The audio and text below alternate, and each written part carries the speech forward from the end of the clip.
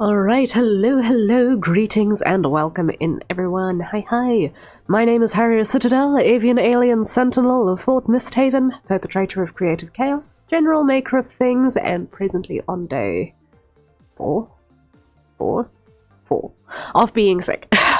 Hello, Bread, how are you doing? Welcome in.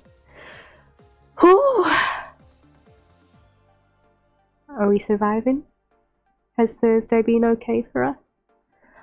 Thursday has been an interesting one for me. We've gotten some things done.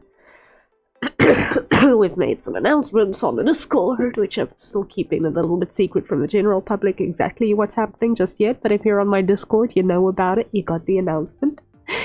Squeak, it's a happy announcement. Also sick. Bad enough I had to stay home and sleep it off. Oh no! That's awful. Oh, shame, man. That sucks. Yeah. I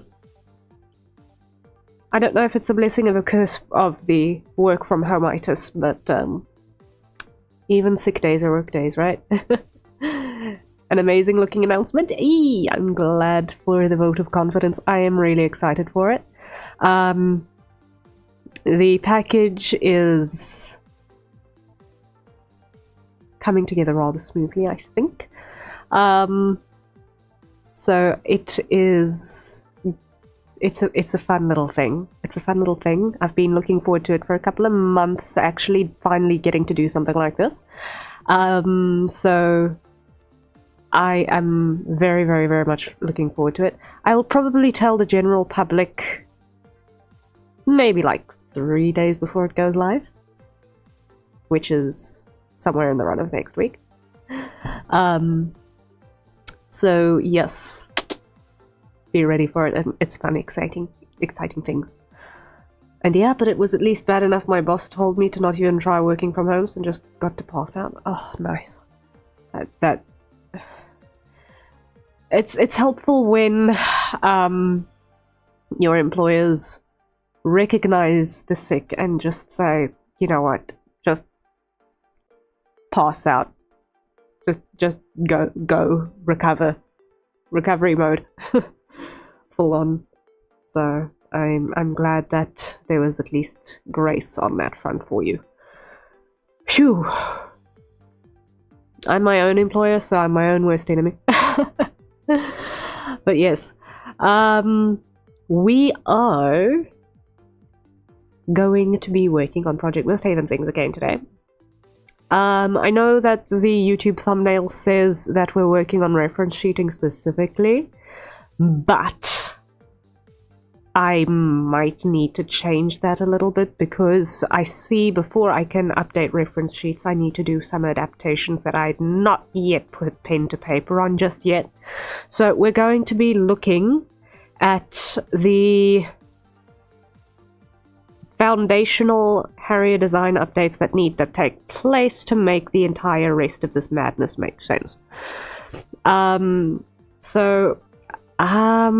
just checking, is audio okay? I moved my microphone, so hopefully I should have a slightly less hollow sound than in days previously.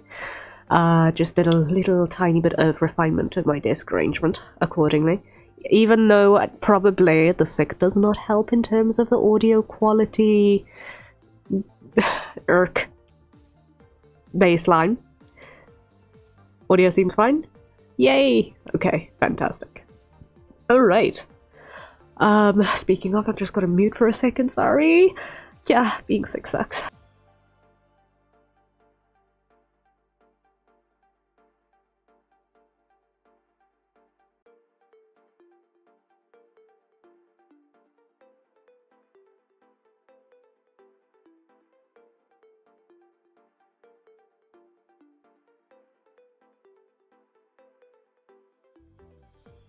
Sorry about that. Whew, I'm gonna need to empty that dustbin soon. Okay. So, what we're going to do is we are going to just have a look-see at what's happening over here. So this is the current version of the Harrier reference sheet. First thing that I'm going to absolutely be doing is I'm going to be splitting this over multiple pages because it needs to not be all in the same one. It's just too big. And what's happening is that, firstly and foremostly, this needs to be refreshed. I see. Those two. Welcome back.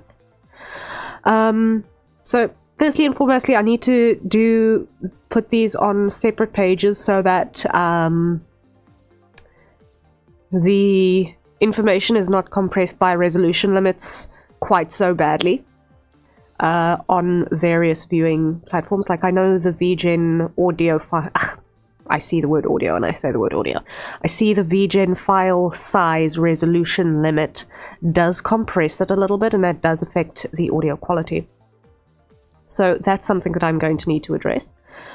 And I am also going to definitely update these expression panels. Those are definitely getting changed.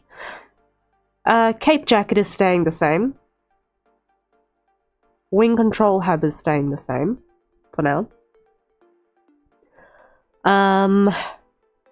Overall design stays the same in terms of general concept, but we're just going to make a couple of refinements to make, once again, the whole thing make a little bit more sense in the long term. Like I said, I want to put this in 3D, and while it's mostly okay, there are some things that I'm looking at again, and it's not 100% working. So we're going to start there. So what we're going to do is we're going to open up fresh canvas.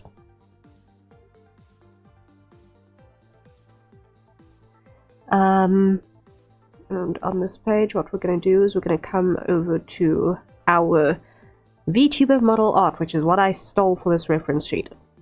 Right?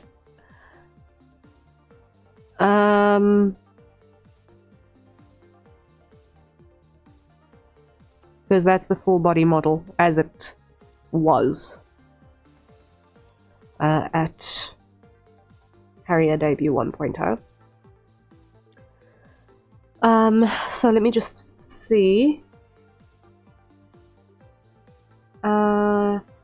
That's flattened.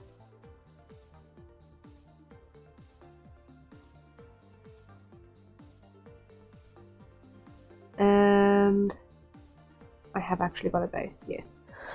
Okay, for the sides anyway.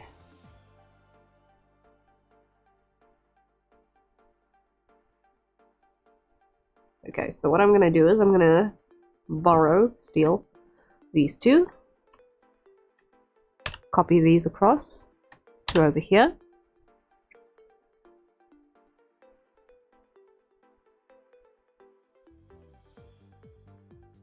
Where is the symmetry ruler? All the way over here. Okay, so that's not going to fly. I'm going to get rid of that because we're not going to use it. Okay. Over here, hide that symmetry ruler again. Okay, we're just gonna go grab this 1.0, which should be this one. Yes, copy, paste, and scale it down a bit. Why? Because our VGen version does not actually take it at its current full resolution, so I had to scale it down by a massive amount anyway. Okay. So there is that. We're going to use that as a temporary floor. Move symmetry ruler into center, which I'm going to find over here.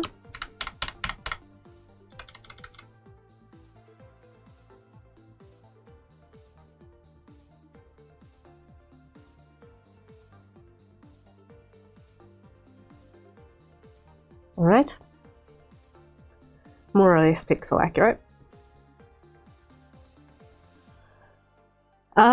So first thing we're going to do is we're going to do some rough over work on this.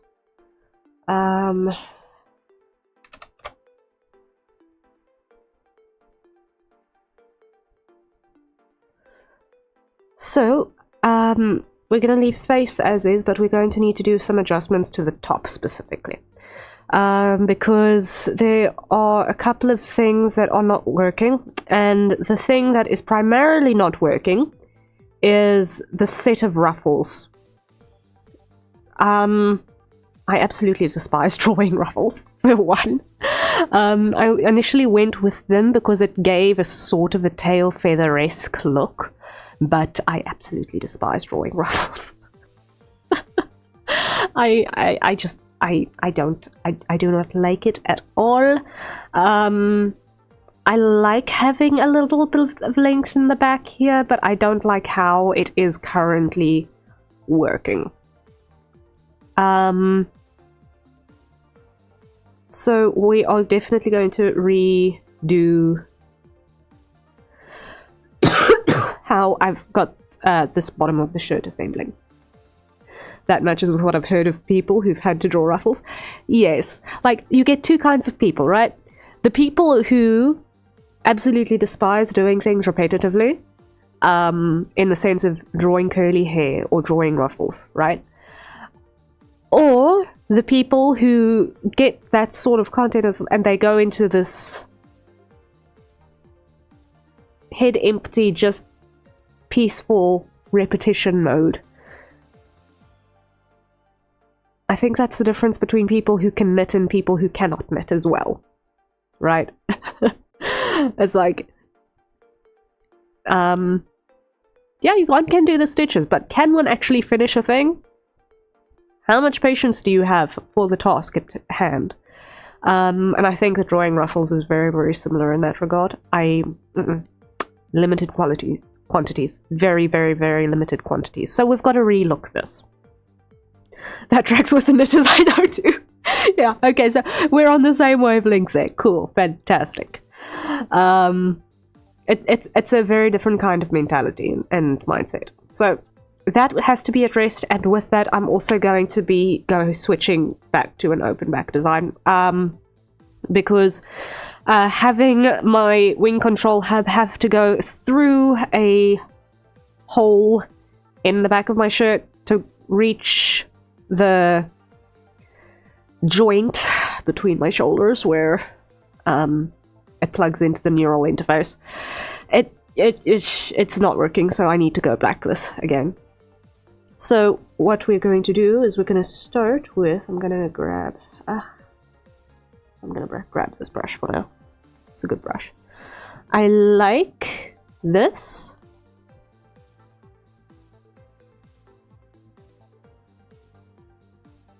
I think that's cool. But that needs to become a halter neck. Firstly. That entire thing needs to become halter neck.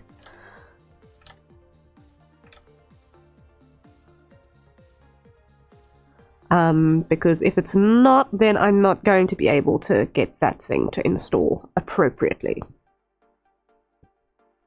So that's going to be first change that we are going to be implementing. And I'm actually going to grab this side view as well. This is going to be starboard side. I'm going to grab that, copy, put this in here.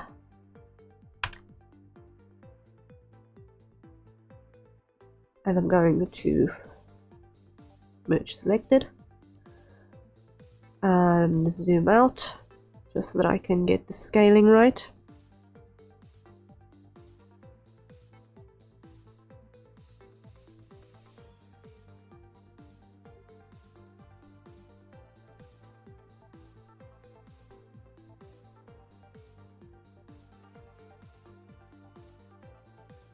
Okay.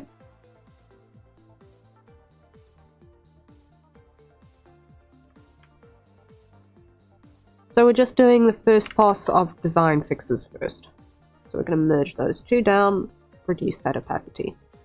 Alright, hide our symmetry ruler so that on our correction layer, what we can do is we are going to therefore quickly grab our null halter neck,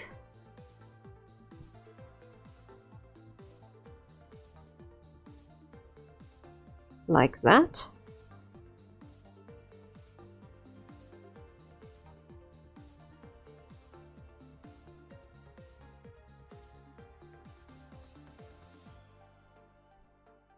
Okay, and that's going to pass muster that way, and then we'll have shoulder blade and our connection port visible over here, which means that this entire thing is going to get offset as well. So what we're going to do is we're going to just trace this.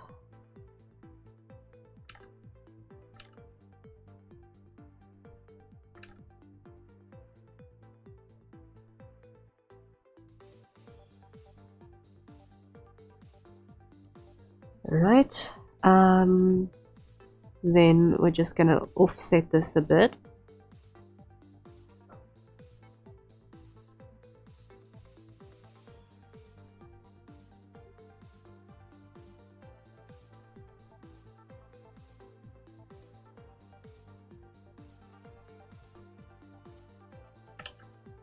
Because that's going to need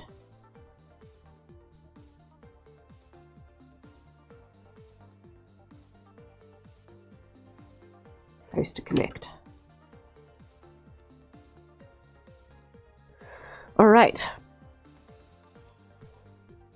so wing control hub gets a little bit of a modification too in that regard.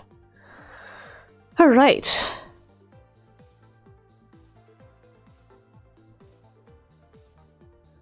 then next we've got to look at this. The first issue that we've got over here is that, and I'm just going to grab that real quick, is that we've got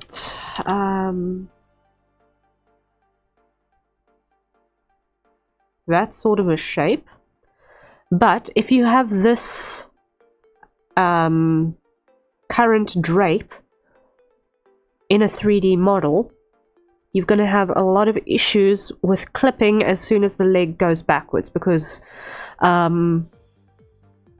it's just too close. So that's one of the reasons why whenever you see a character with a skirt in a relatively resource-friendly 3D game nowadays, you'll often find that if there's a skirt, it puffs backwards quite significantly to allow for more space for the legs to move before you need to start applying leg movement physics and interaction dynamics to avoid as much clipping as possible. Now,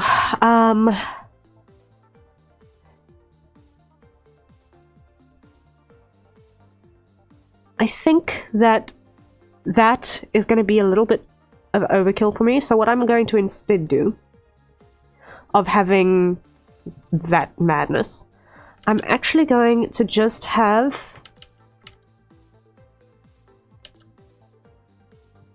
the shirt poke out the back over here a little bit.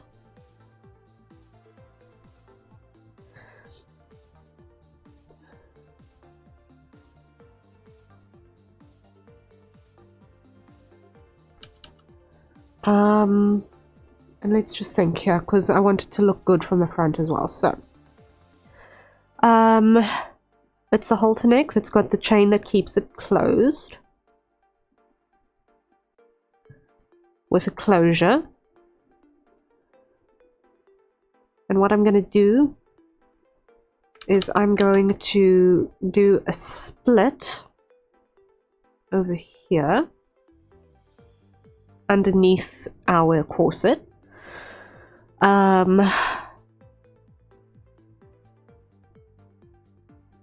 And that's going to come up, I think, like that. Now that I look at it, it looks a little bit Hatsune Miku-ish, but that's fine.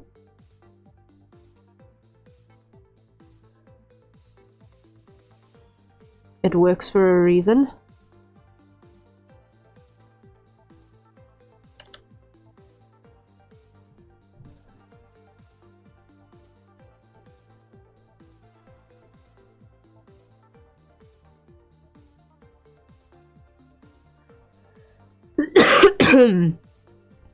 So if that's going to be the case, what we're going to then do is we're going to hide that.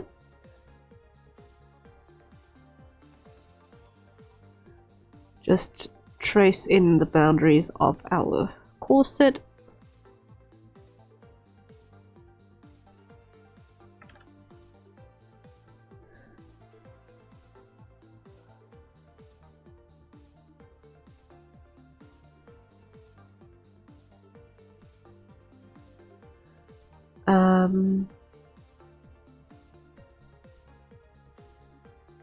Like that.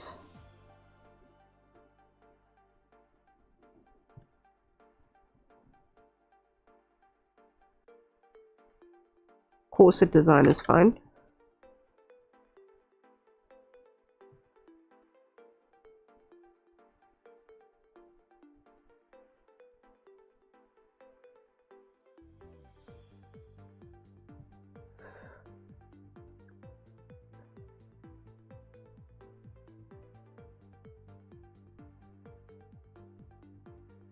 Now, what's the only thing on this that is a little bit unrealistic is, in terms of the corset mold, is the length of these ribbons. They are hopelessly too short. Ridiculously too short. On this side over here, one would barely be able to grasp those to do what needs to be done when sizing the thing.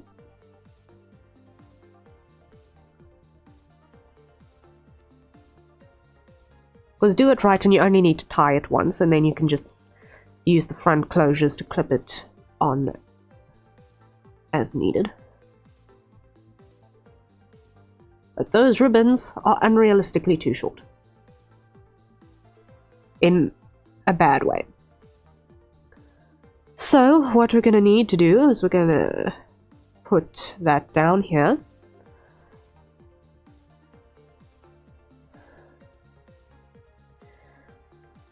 But what we're going to do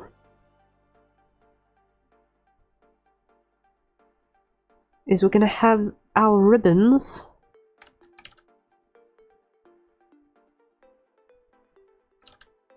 defy gravity a little bit. Why? Because in 3D you can get it to do that, and it looks very aesthetic.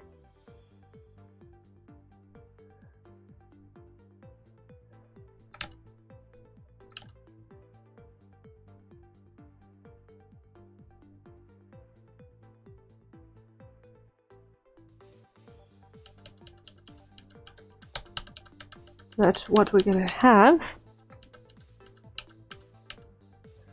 And I just want to actually grab my actual corset so that I can just verify something real quick.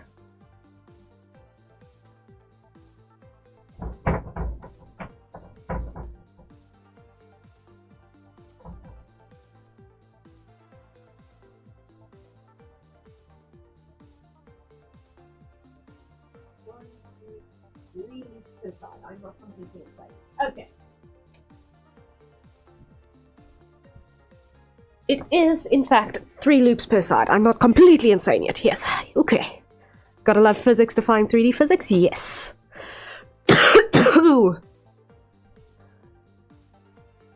Physics defying 3D physics are all the fun. So, you're gonna have 2 loops that are approximately the same size, and then 1 that is significantly longer.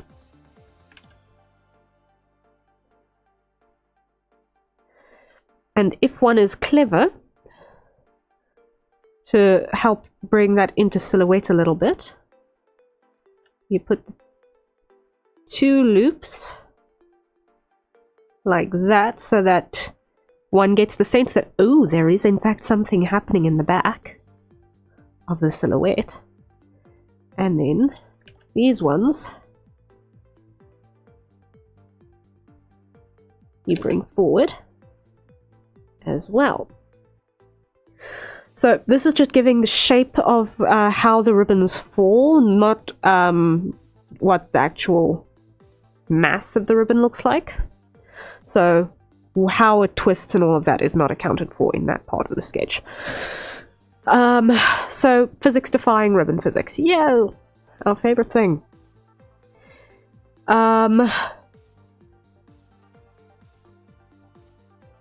So far, so good. That works. And as always, I forgot to switch off the symmetry ruler when I was working on the side view. But okay, so now what we're going to do is we're going to keep going down in terms of our refinement over here. So obviously we've got the trousers, which are going to remain as normal.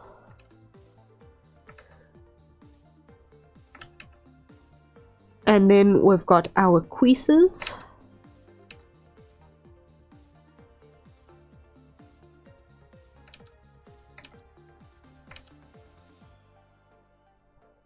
Which lead then into our signature yellow boots. Now I absolutely adore the thigh highs. I really, really do. But I feel like I can make the yellow go up higher.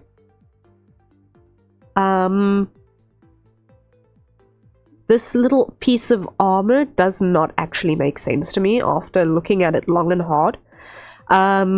It looks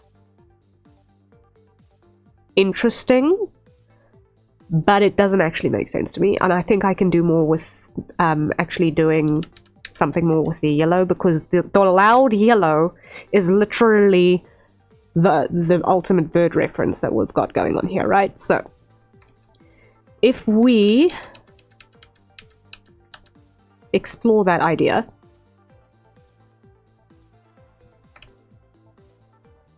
because remember, we are based on this bird. This is our fundamental reference. We can make these thigh highs higher. Yes, we can make these thigh highs higher. I love, like, ultra high thigh highs. Like, it's one of my favorite design things, honestly, is ultra high thighs. Give a girl a break, okay? I don't particularly like having my legs bare necessarily, but that's no reason to not be able to show off the shape, right? Right? Like, I think we can do something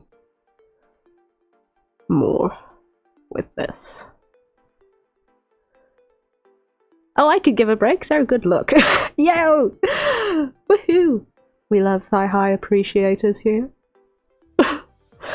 Alright, so now if we look at the bird, obviously we only see basically from the ankles down in the actual bird, but we're completely ignoring anatomy, because why? We've literally got tail feathers coming off of the calves. So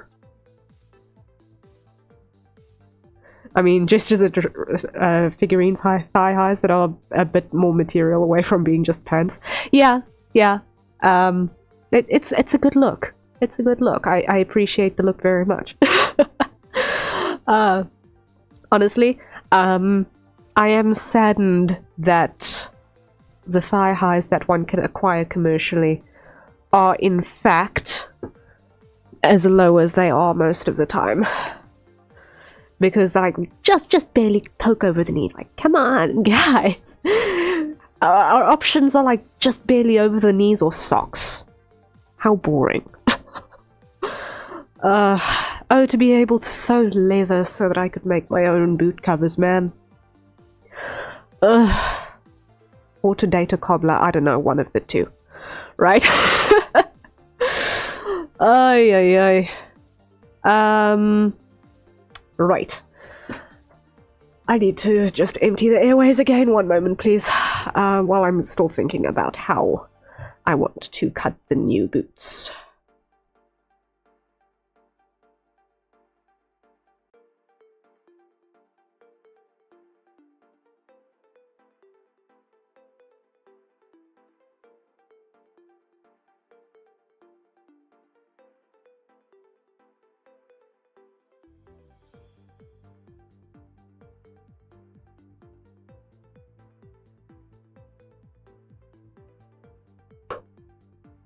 Yeah, I am anticipating that you guys really don't need to hear the blowing of noses. Ugh. That are running away with me. Okay, so, I like the high point on the outer thigh. I think that is flattering. And I think that the slope is flattering. So that I want to keep. Gonna inch it a little bit higher than on the original creases though. But I also understand that something of that length is gonna have a little bit of a hard time staying up on its own, which tells me I'm actually gonna need a garter. Shucks. Okay, so we're gonna go with that, and what we're gonna do is we're gonna bring back our little chevrons that appear on the collar. We're going to bring that into our garter clip design as well.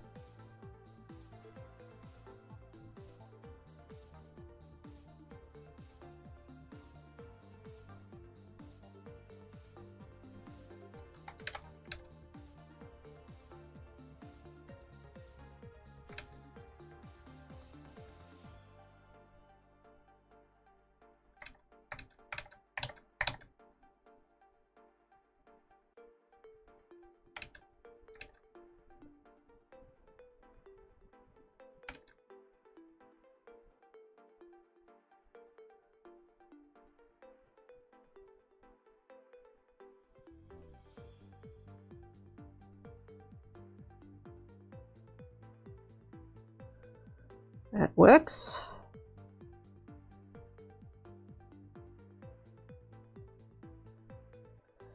Now hide the symmetry ruler.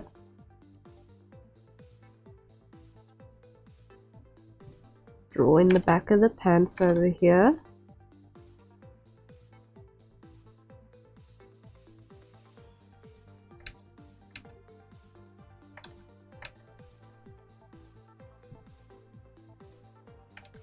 Draw in the tops of the boots over there.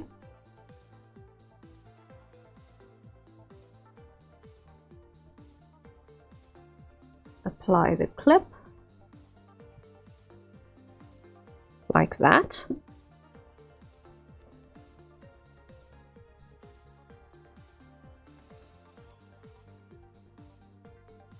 We're just making this a little bit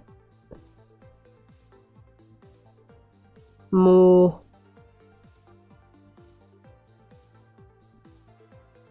likely to actually be worn as clothing, I think.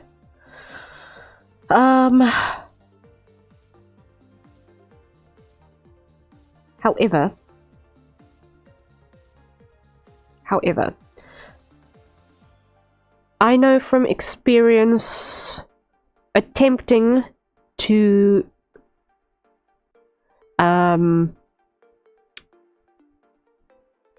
get things to work that this kind of strap is actually really terrible if you haven't got something pulling backwards as well. So I think I'm going to change this. I don't think I'm going to keep it that way. Same goes over here. Why? Little me forgot that that was an experience that it actually happened and existed. Attempting to wear things and then the logistics of actually walking while certain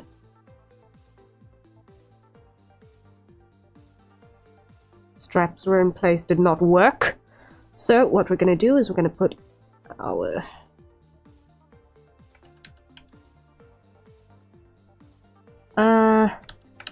are we going to have the chevrons pointing up, or are we going to have it pointing this way?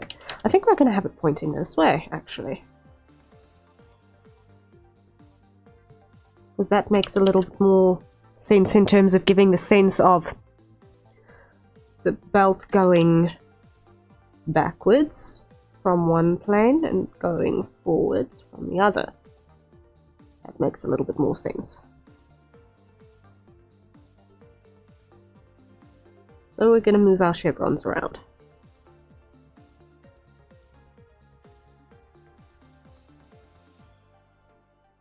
What's nice with this, when thinking about how it would convert in 3D, is that it's all stuff that is quite close fitting to the body. So technically speaking, one could put it all on a single piece of topography as well.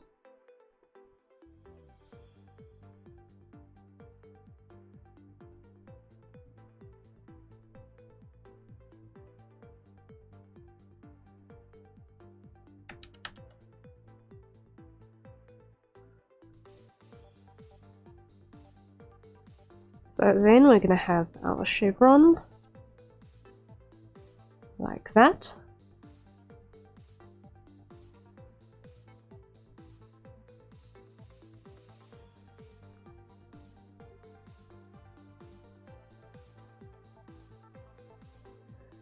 And we've got a strap that goes forward and a strap that goes backward.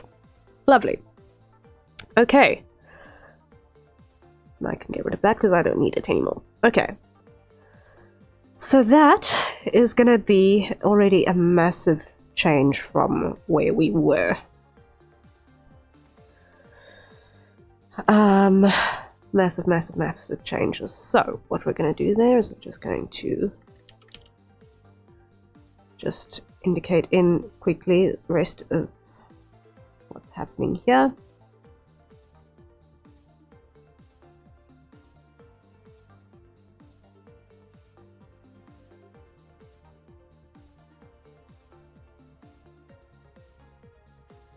I've never been happy with how these hands look, but anyway.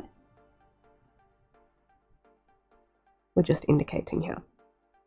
Alright.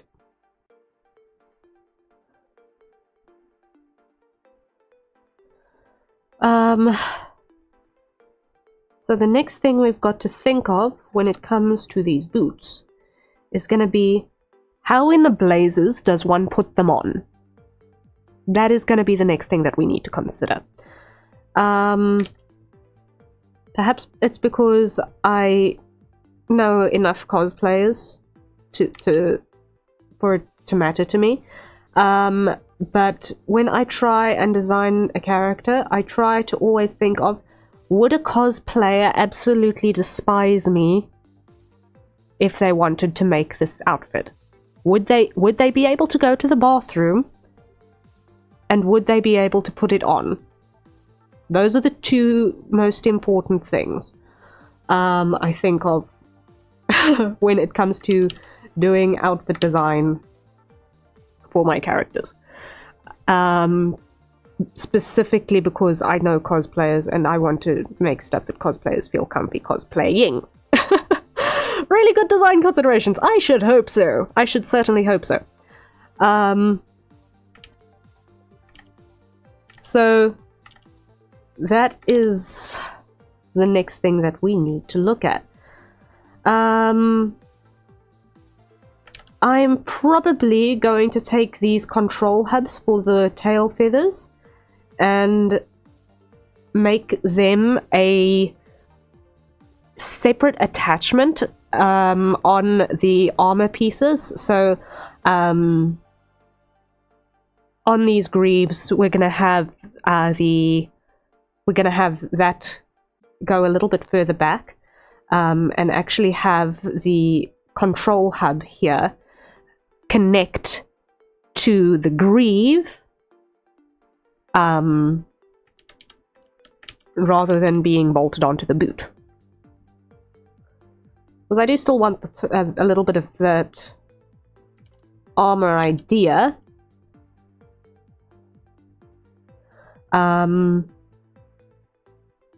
But the wing control hub and the tail feathers, etc., do need to be able to separate from the boot as a separate layer.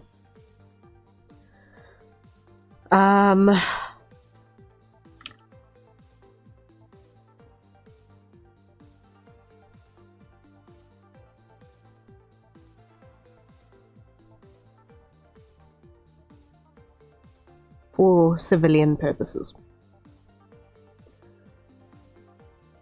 Alright, so closures. How are we going to get these to work? Firstly, if we could consider general boot construction. There are a couple of different cuts that one can perform to get a boot leg to foot attachment going. And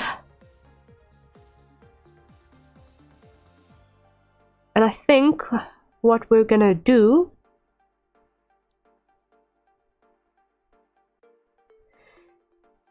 is we're gonna start by looking at the toe box and then work our way back up, I think. So the coffin toe is kind of one thing that I really don't want to compromise on. I really like having this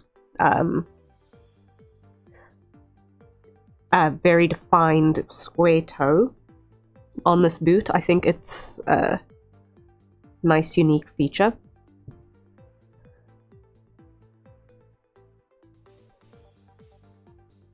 So we're going to start there.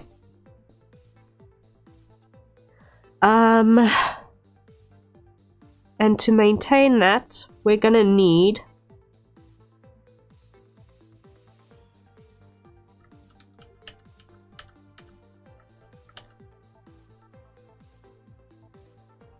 our toe box to be a little bit of a wraparound. And I foresee that being a wraparound to about midway through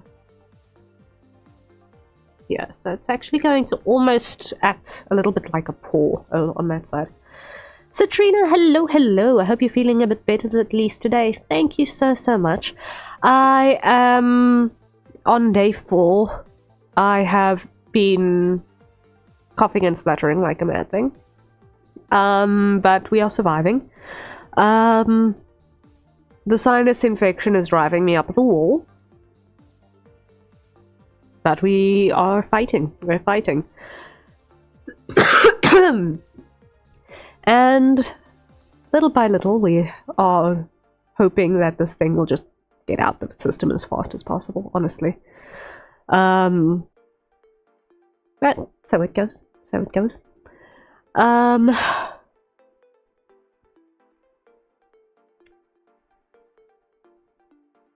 I'm glad that you're joining us, Citrina. How are you doing? I hope that your Thursday has been better than mine.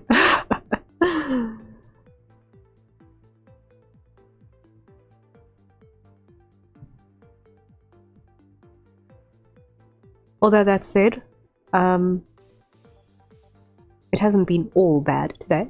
By long the ways, it's been anything but all bad.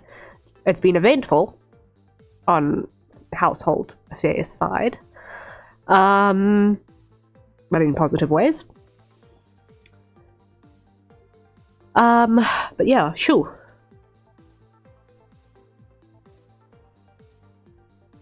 Oh no, sinus infections are no joke. The ref is looking cool, just got home from class. Ooh, nice. Yes, we are doing some adaptations to the base design before I commit it to the things that are going to happen in Project Mystehaven. So this is not V2 design yet, but it's just a progression of the V1 design to make it a little bit more viable, I think. For all appropriate use cases. So we're shortening the back, getting rid of the ruffles because I hate drawing ruffles. We are extending the boots. Yes. So fair. I saw the backless top. It looks so cool. Thank you. Thank you. Yes, I am a big fan of the backless tops. It is also a thing I'm known for. I really, really like the backless look. I'm also more comfy wearing something backless as well because I struggle with things itching on my upper back. Like, every time that I have an itch or anything, or a sense of discomfort in terms of my clothing, most of the time it's on my back. So not having stuff there just feels better. I don't mind having stuff sitting on my shoulders, but having stuff putting too much pressure in the wrong places on my back and on my forearms. Oh, I cannot stand it. I can't wear bracelets. Bracelets drive me up the wall. So fair. Ruffles are evil, I've been told. Yes. Ruffles are for the brave. Ruffles are for the brave.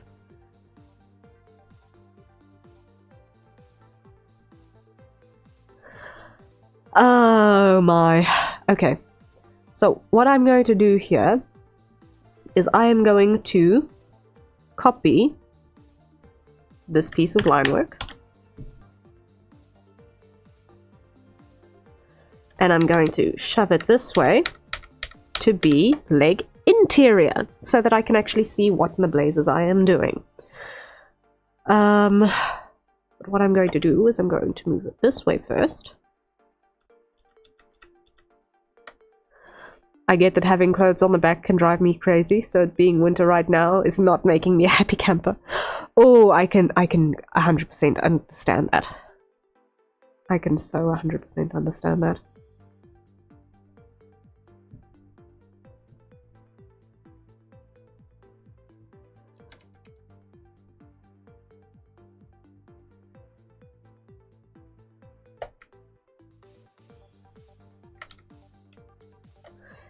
Ooh, okay. So that's going to be boot interior, boot exterior. Cool. Now let's think of how we're going to actually put these things on.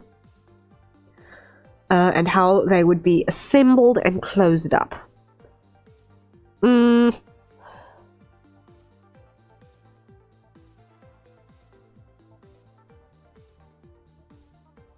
I feel like...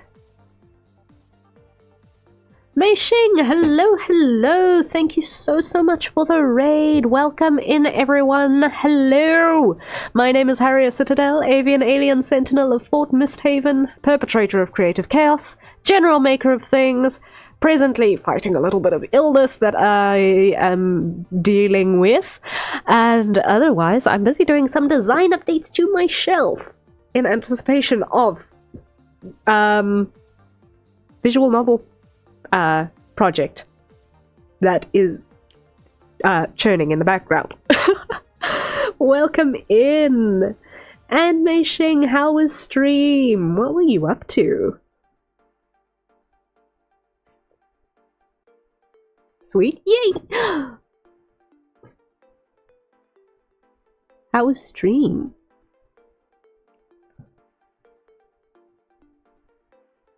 It was productive stream. Trying to finish my Steam trailer. 4 hours. Ooh! Nice! Did you manage to finish your trailer?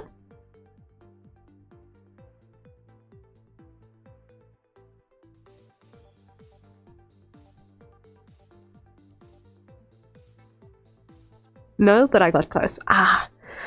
Still, 4 hours of progress, that's good. It's a good chunk of effort to put in.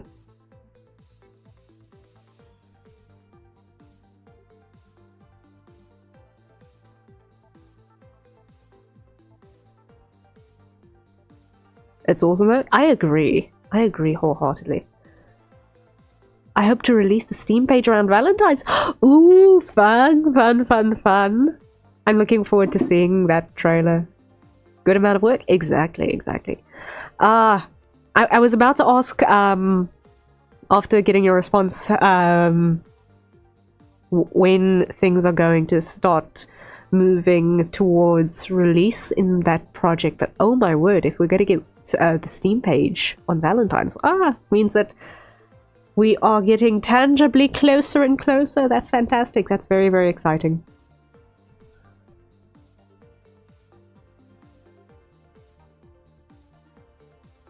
Yep, yep. Demo hopefully by August. Ooh, nice. Trying my hardest. I really, really hope that it goes well. If I had luck to send you, I would send you the luck, except mine is just notoriously bad, so I'm not going to try and send you my luck. But sending you all of the motivational cookies.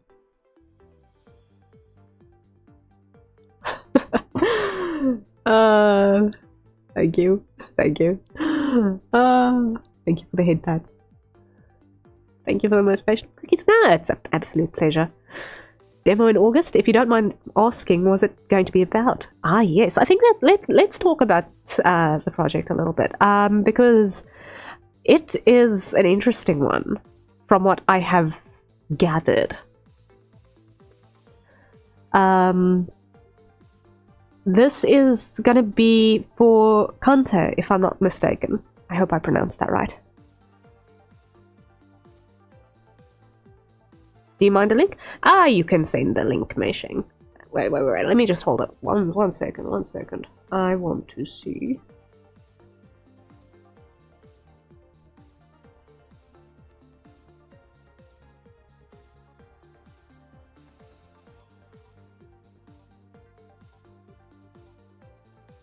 Contact correct. Okay. I just want to hold up 1 second, because there is something that I think can afford to be done that I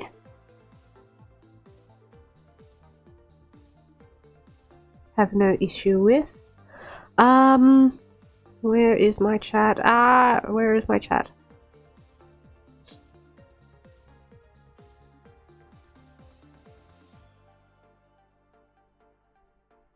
Over there. Okay.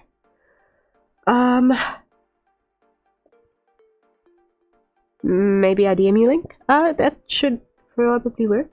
That should probably work. Meishing, do you mind if I make you a mod?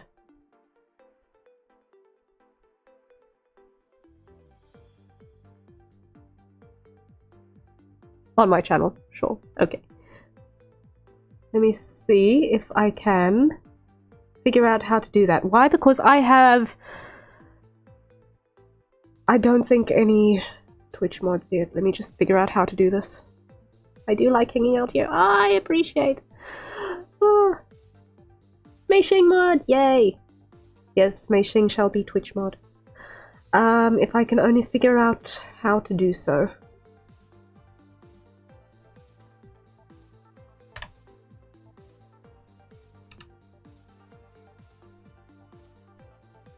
Okay, that's how.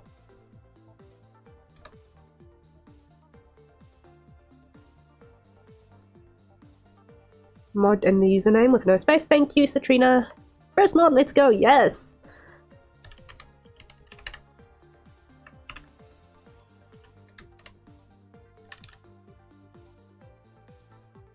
I hope that this works. I hope that this works. I hope that this works. And I hope that I spelled that correctly. Doubly checking. Unrecognized command.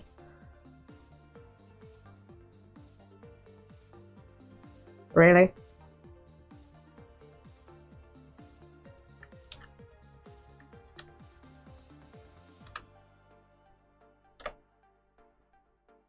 Okay.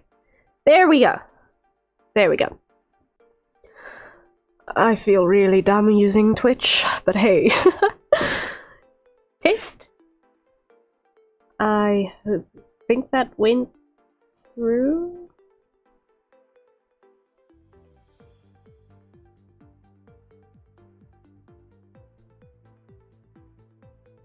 Yeah, because I get a notification that says that you got mod privileges, so.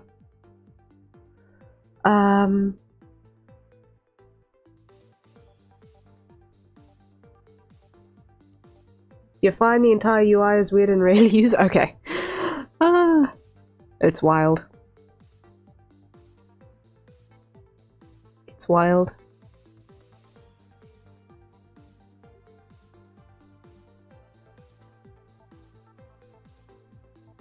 Okay, so it still did that. So let me do this over here.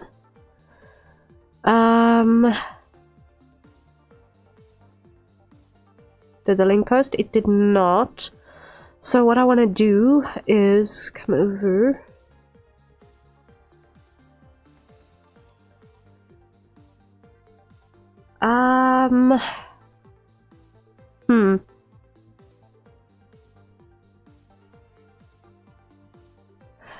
Yeah, I think if you can just DM me that link, because it's being really, really stupid now.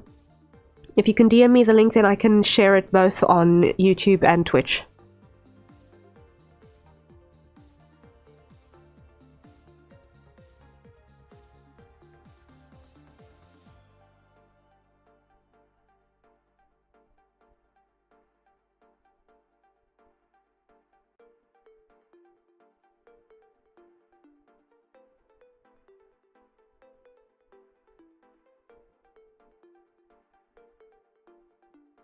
DM'd on Blue Sky, thank you! Alright.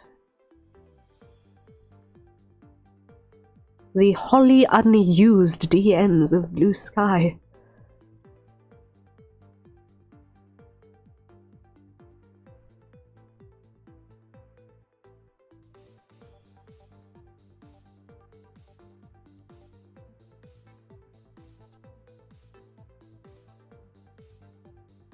Why? Because I hardly unuse my DMs pretty much everywhere. Alright, copy. And paste. And paste. There we go. So, it is a romance visual novel. With a lot of customization, which is cool.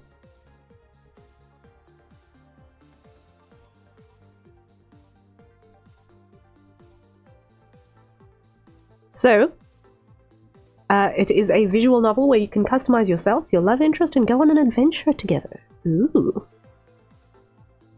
I have 4 personalities you can pick. Ooh.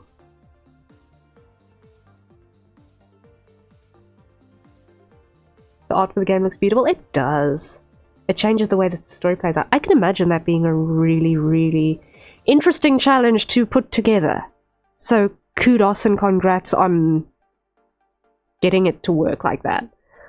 Romance and visual novel, my 2 favorite genres. I'm in. Okay, awesome! But yeah, I can imagine having a visual novel with multiple endings potentially is already a lot. I know I'm busy writing my own thing like that as well. But then on top of that, to have your partner in crime for all purposes also having one of 4 completely different personalities. So that is sure, that is interesting. That is a lot. It's basically the same plot, asterisk, quote unquote, but just with 4 different personality types that you can work with. That's a lot. Toaster, thank you for the save. That is in fact good timing because I'm needing to do a save as. Oh dear. Goodness. So, file, save as. Whoopsie.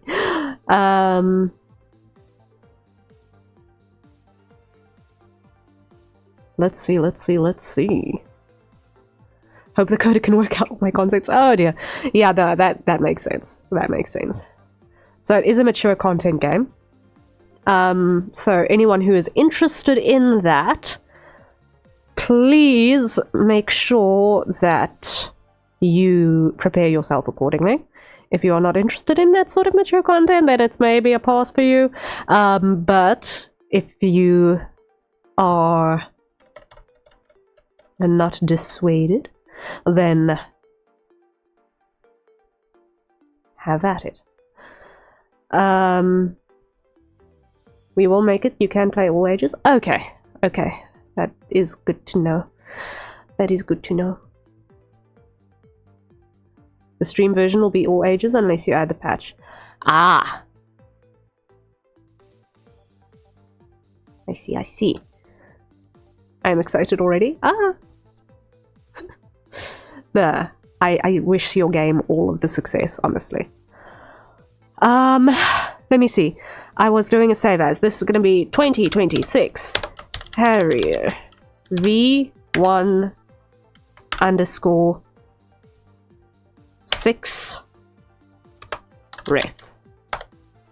Why? Because it's version 1.6 already. Yeah. Been at it for like 4 years. Oh man. It's a lot of work, but it'll pay off, I'm sure of it.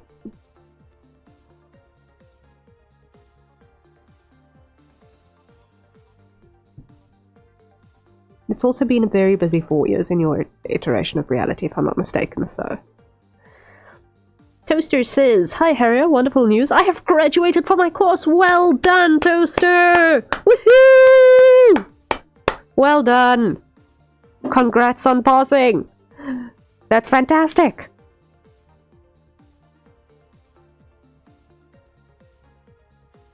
Fantastic. Proud of you.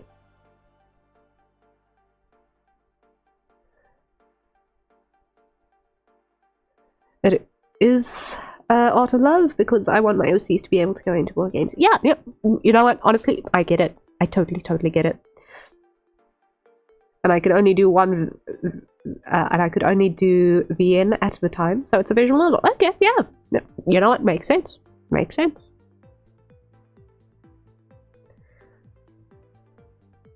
And Toaster says, and now I will go and touch helicopter engines officially. Nice. Next one is a farm sim. Ooh. Nice.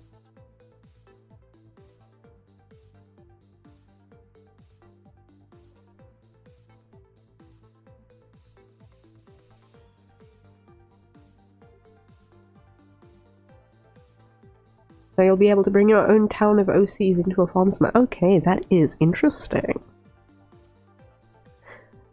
Gotta run. Alright, Meishing, thank you so much for dropping by, and thank you for sharing about your game project.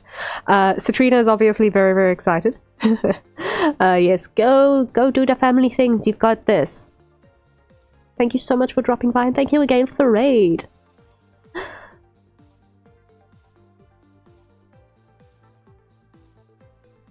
Yeah. Alright. Wow. So, we are looking at how to get these boots to close and be put on a door. Because why? We want cosplayers to not absolutely hate me. So many hype things? Yes. All of the hype things. All of the hype things. Literally this week I announced that Project Mystehaven is going to be a visual novel. Now you guys get teased about content. It's going to be awesome. It's going to be a very busy year. Obviously I am a lot further back in the line than Meishing is in terms of product development and all that matters.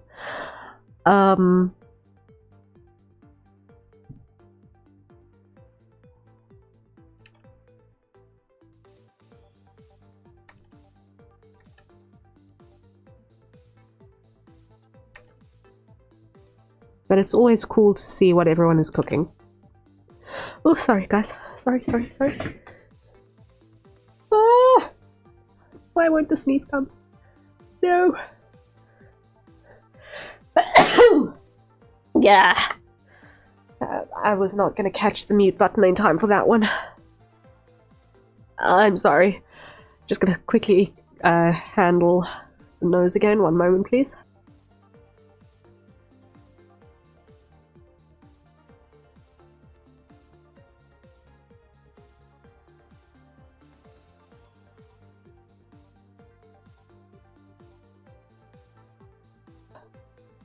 Pardon me and my uncute sneeze. I do not have a cute sneeze.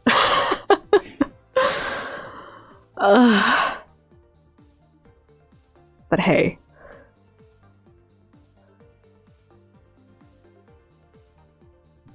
At least we're authentic. Okay. So, I think we can afford to consider that this will probably be a zip. All good, the sick is not something one can control. I don't have a cute sneeze either. Yeah. The sneeze is a thing.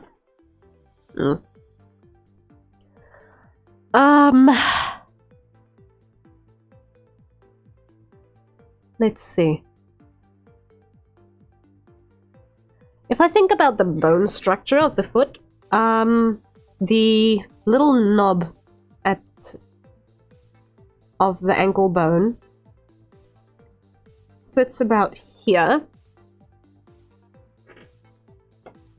and about here.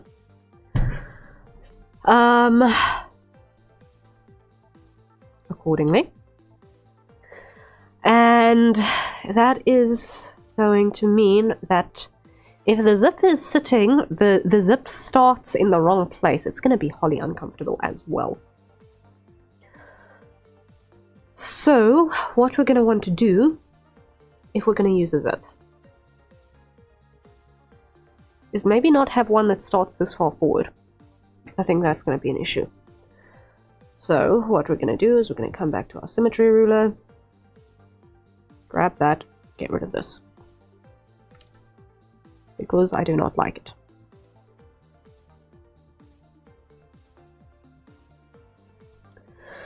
Alright, then what we're going to do is we're going to grab on the side, symmetry ruler off.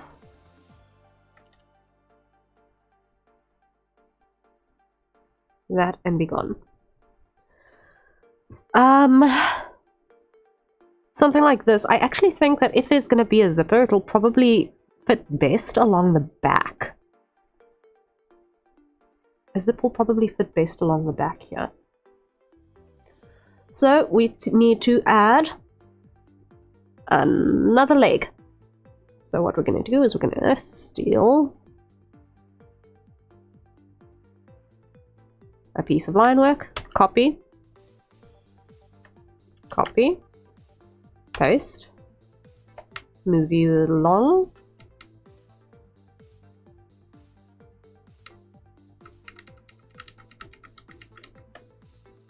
Alright. And over here, get rid of that.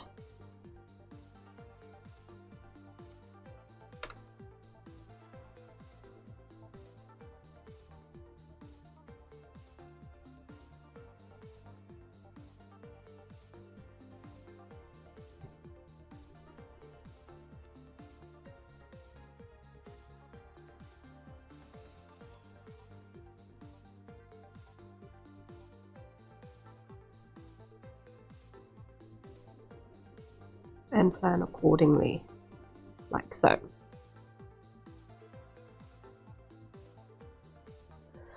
Alright. So then we're going to have a seam that's going to go here. And we can have a color tab.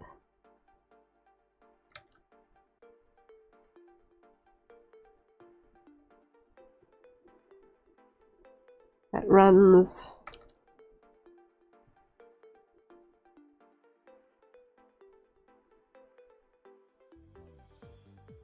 maybe a little there's gonna need to be a double on either side of this, because this is our closure, and then this is going to be our hemline or our seam line. I'm looking at those because I'm looking at the construction. Once again, I want cosplayers to not hate me too badly. Now, another thing is that I absolutely despise a jangly zip. I want to walk quietly. Even when I'm wearing wedge shoes, I want to be able to walk quietly. I can put my foot down as quietly as a mouse, but if the zip is jangly, I am upset. Right? Mood. Yes. So I like to have some sort of a system where I can clip the boot, the zip tab to a side or something so that it does not jangle.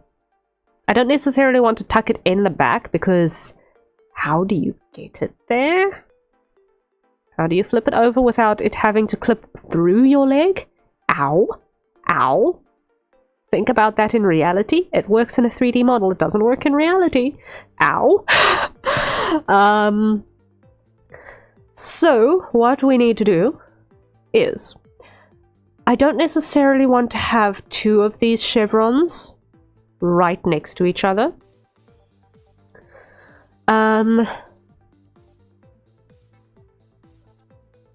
But we need to have our zip head.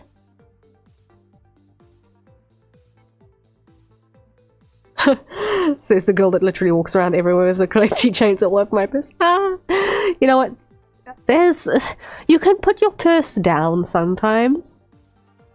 But like, I don't know, maybe it's just maybe it's just a fundamental part of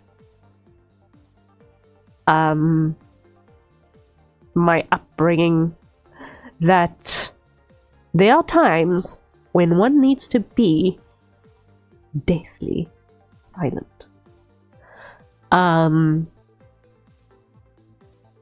Like, to say this in the most non-doxing way possible, my family, multiple members of my family have had to do audio recordings for literally my entire existence. Alright? So, there have been lots of times where you do not dare make a sound. Because why? It's going to mess up a recording that people are paying a lot of money for.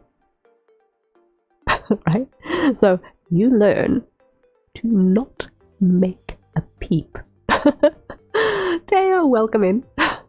So, for me, being able to walk quietly so that I can get past the room where the recording is happening to where I need to be and back is an important thing. And that's before considering everything else that is an advantage of being able to move quietly. Yeah, I got that be quiet instilled in me for different reasons. I've snuck up on people without meaning to. Yeah, I've got that too. Like, I have the accidental ninja-itis on that front as well. You get so used to walking in stealth mode that you kind of just don't think about it as much. How are you feeling, Harrier? I'm feeling okay, all things considered. I'm still very much ill. Still very much fighting the sinus infection, but we're surviving. We're doing updates to the Harrier design, trying to get Things a little bit more 3D friendly. And in preparation for visual novel mode for Project Mystehaven. Because I have told you guys that I'm planning on doing a 3D model at some point down the line. So that's not really news, but we are looking at doing the visual novel thing, and I want to just make sure that I've got everything sorted and ready for that, and consistent, therefore. So yeah, I am doing these design updates this day. So yeah, the boots are staying in terms of color, but the big black section is actually going to end up being yellow as well, I think. We're just going to change things up a little bit in terms of the cut, I think, as well. So perhaps what we can do to make it not altogether boring is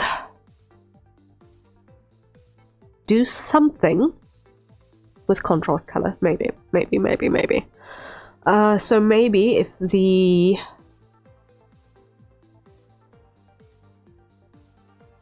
Okay, first, before you think about contrast colors, let's finish looking at cut. Or maybe those two are not actually inseparable.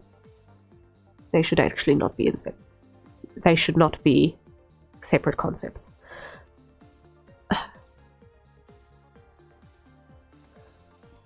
This is why I got loud, clacky heels to wear to my work. My co-workers are glad that I did. I'm very, very quiet, so they would never know where I was. That is fair. That is fair.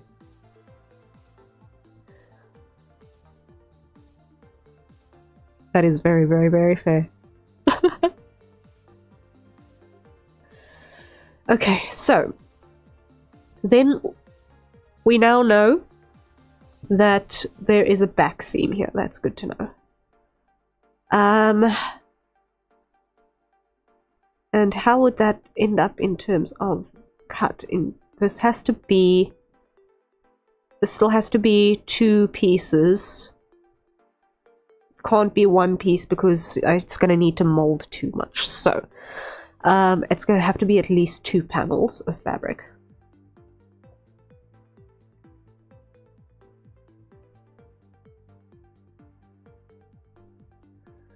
Which means fabric, leather, whatever this material is going to be. Funnily enough, I use co-workers' clacky heels to track where they are. I know what my bosses sound like, so I can tell how inconvenienced I'm about to be. Ah! Oh, bread. Oh, dear.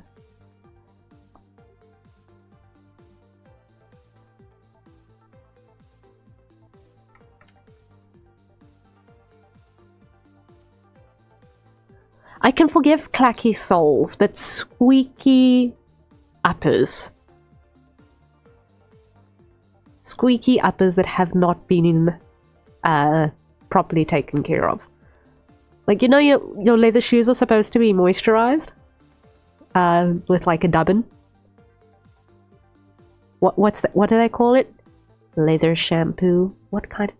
Why do they call it leather shampoo? It's oil you put on your shoes to protect the moisture, right? So the squeaky I cannot deal with. I can understand the clackety clack, but the squeaky, not the squeaky. Eh.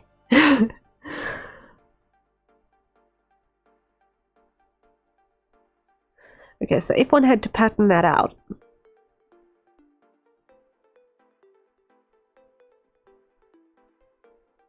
the urgent care providers always knew I was coming down the hallway and heading towards their office. Fun.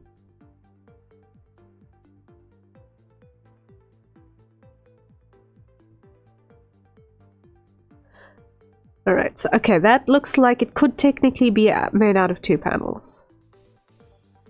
Those sides look like they could be made out of 2 panels, one front, one inner and one outer. That's something. Now let's look at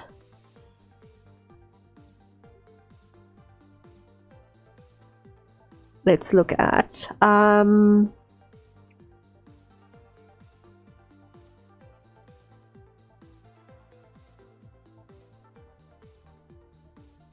do some temp color. Alright, so this is outfit in a nutshell. Grab our shoe yellow.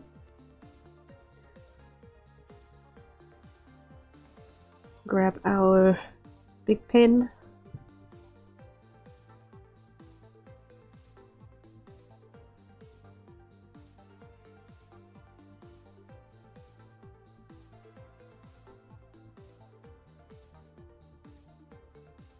We're just gonna give ourselves a quick look at how this is all going to end up behaving.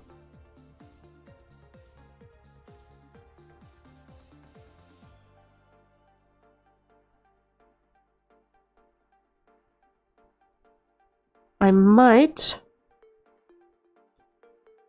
put an outer black panel on this. Maybe.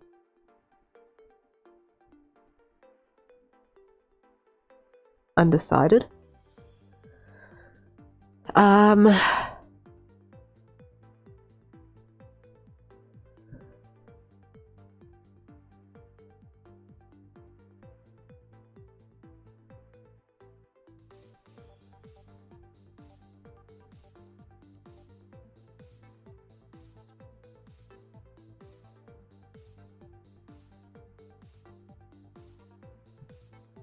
Let's think. Nope.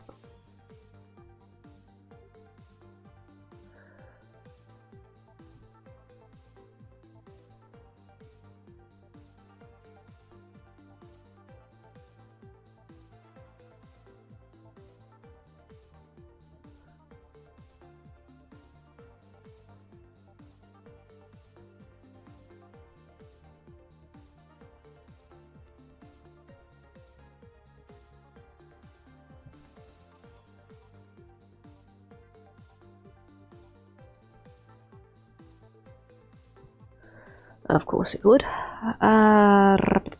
Zoom in so that I can actually see what I'm doing.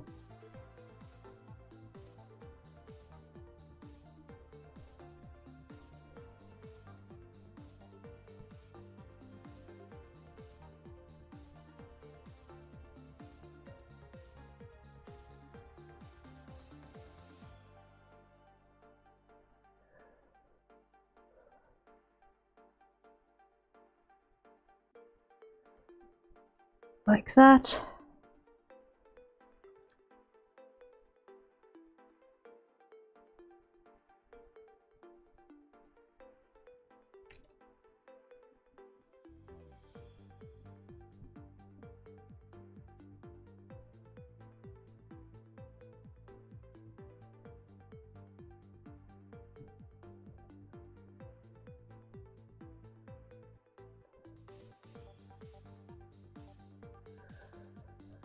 Okay.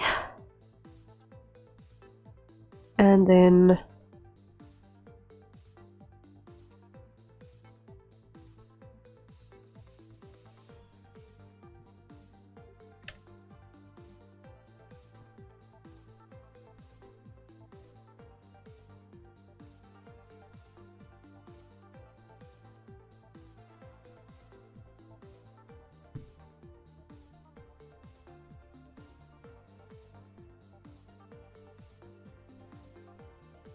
close that up.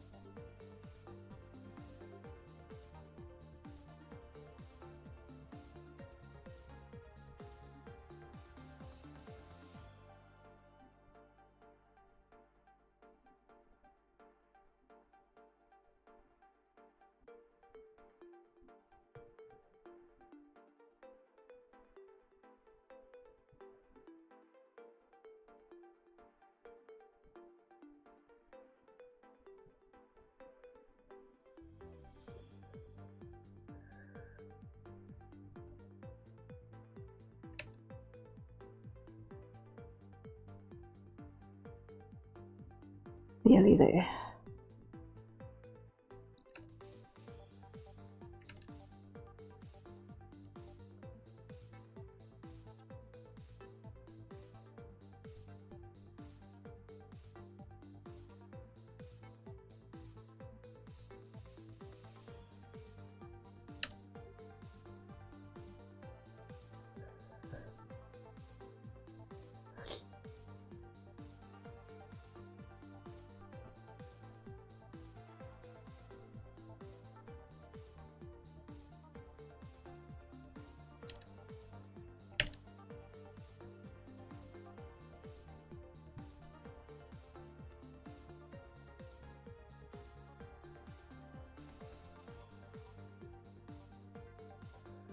Okay, so if I put that back on, how does that read? It's a bit different from the original. It's a bit different.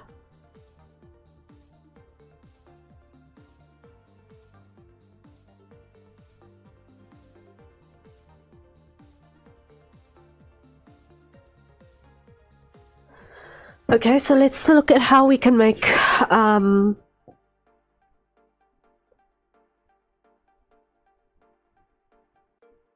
how can we make this a little bit more interesting? Bit of a change, I like the style. I'm glad. I'm glad. Like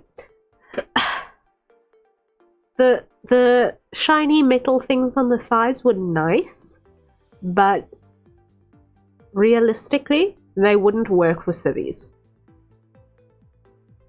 And these are intended to be civilian clothes. So yes, Harrier's signature yellow boots do carry over to her patrol uniform as well. But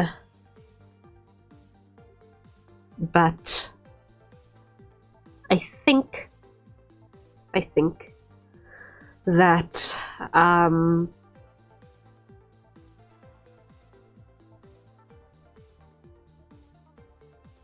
making them taller like this is not bad.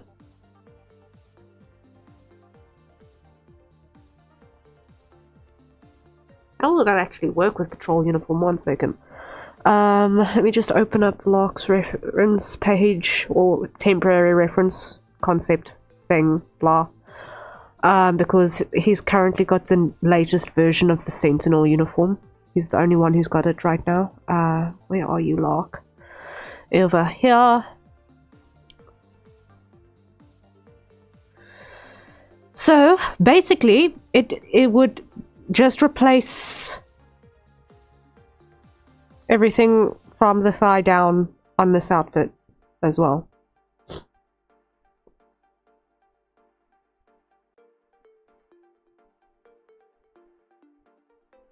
The garter would just need to have a different positioning for the belt.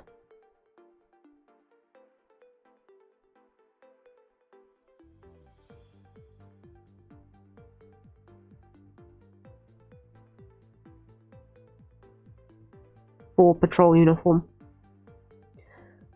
Which is unisex, by the way. It's going to have exactly the same cut for everyone. Obviously, breastplate is going to change depending on individual requirements, but for everything else, the cut is pretty much unisex. So it is the same uniform.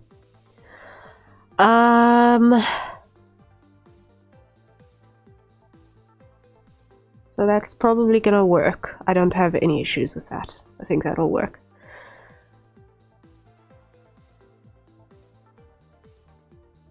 Alright, so now let us look at the armor layer, because that's going to be the next thing.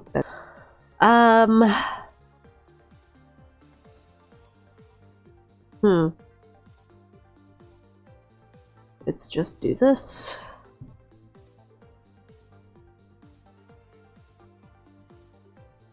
Put our toes in and put our soles in.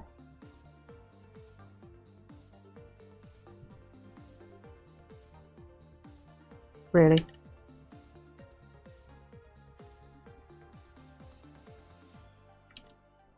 Love it already. Yay!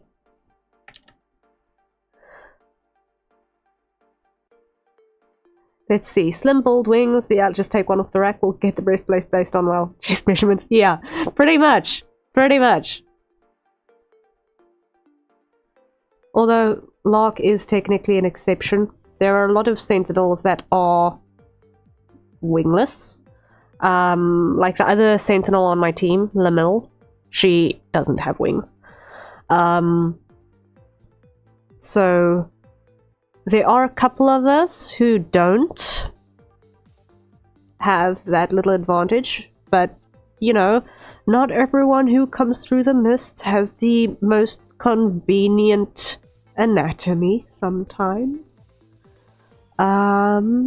We don't exactly get pulled over here because we, you know, are chosen or anything. We just kind of wind up here. So yeah, it's not like we're on stop order. Or what anatomical requirements do we require in the Mist God this week?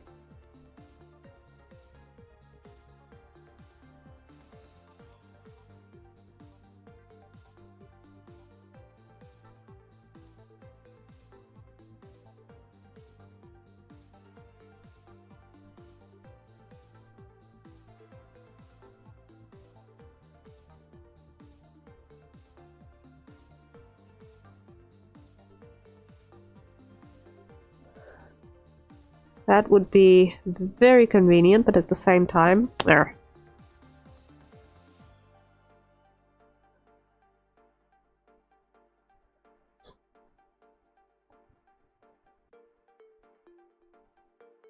And that's going to be yellow. Why? Because it's part of the cut. That can go, that can go. So help me when I get the tablet up and running. I'm going to draw my mist sonar. Ooh! I'm looking forward to that. I am looking forward to seeing that. Yeah. We don't actually have a mascot around here. I have something in my Twitch membership button type things, but it's not actually a proper mascot, I don't think. It's wild. There's canonically, anyone who appears in the mists is a mistling, right? So if you are someone who spontaneously got teleported to Fort Mystehaven and its surrounding areas, you are a mistling. Which is, for anyone who's new here, the fan name. Is the Mistlings. So technically I'm also a Mistling because I also appeared in the mists one day.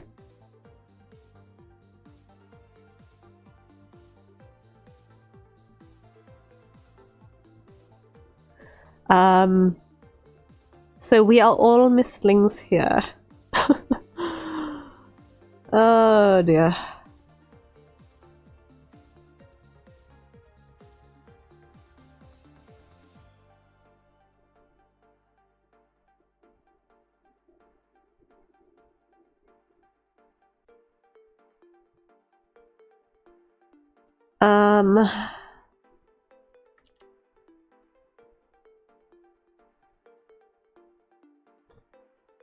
With the exception of Lark, he's actually not a Mistling, he's a local. And that's another thing that makes him kind of weird. Most of the locals don't get involved in the field side stuff of the Mist God. They've got too much to lose on average. So, yeah, Lark is pretty much the only active field member of the Mist God who actually belongs to the same species as the original residents of the planet where we reside. It's crazy. Don't expect anything crazy, as I'm still a beginner in the art, like high school freshman kind of skills. No stress. Jennifer is missing. Hello, welcome in. Hello, Jennifer. How are you doing? How have you been lately? I've been sick, unfortunately. But we're fighting.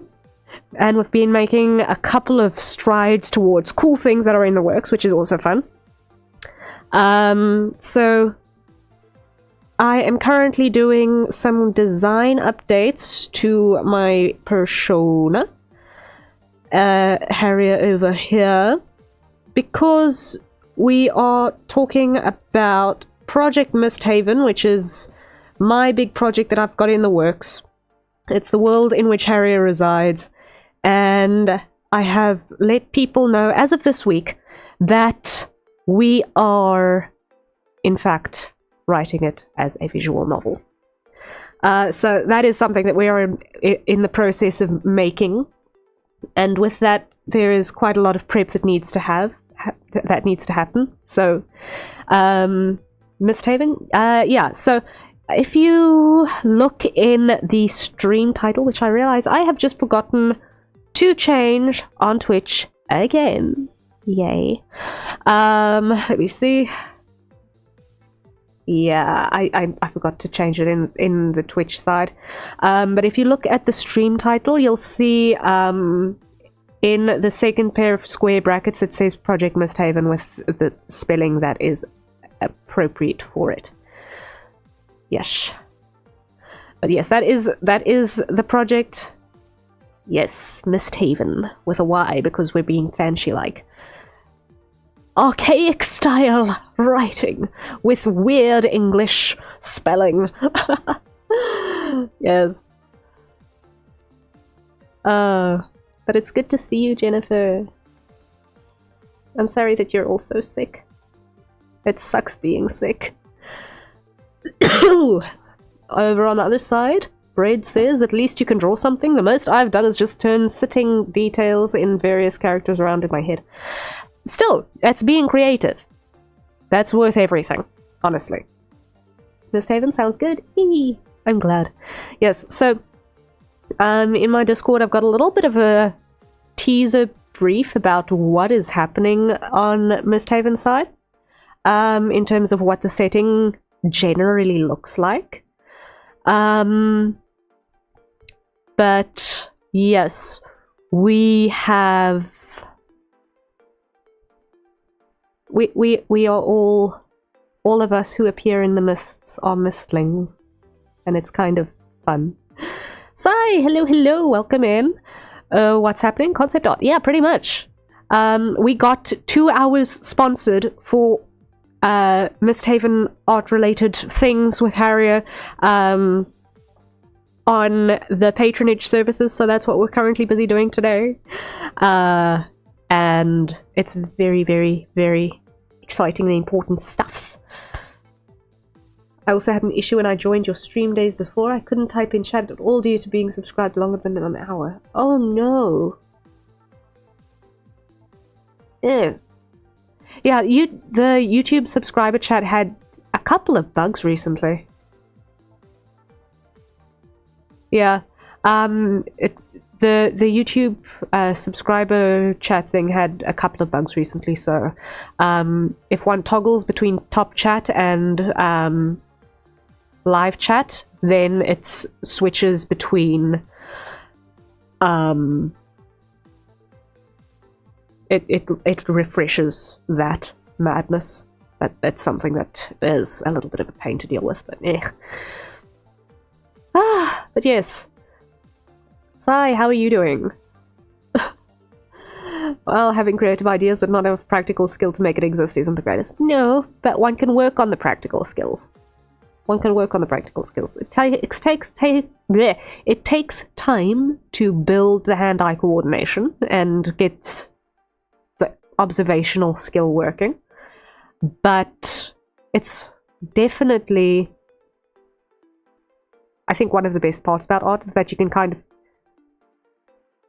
compete against yourself in that way to kind of get better every time.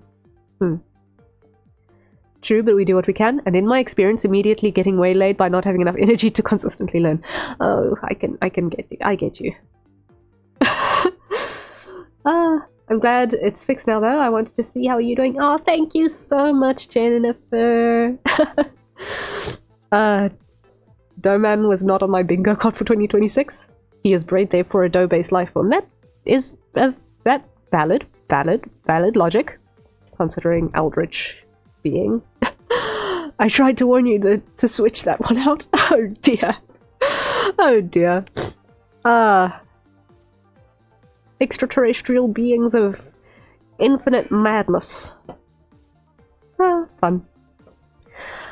So yeah, we're just doing a couple of revisions to design things in anticipation of visual novel and future 3D Harrier model, which has a couple of issues on the current version that are not going to functionally work easily. Like this this part over here would have all of the clipping issues. It was not going to work. So we are going for something that is less likely to clip through with physics nonsense. So yes. Also, people have been getting sick so much recently. This cold weather is brutal. Yeah, I'm in the southern hemisphere, so I'm actually in the peak of summer, into autumn now. And yes, visual novel, guys. Visual novel. Project Mystehaven is going to be a visual novel. If you missed the stream on Monday, you might have missed this. You might have missed it getting dropped. But Fort Mystehaven is being written as a visual novel.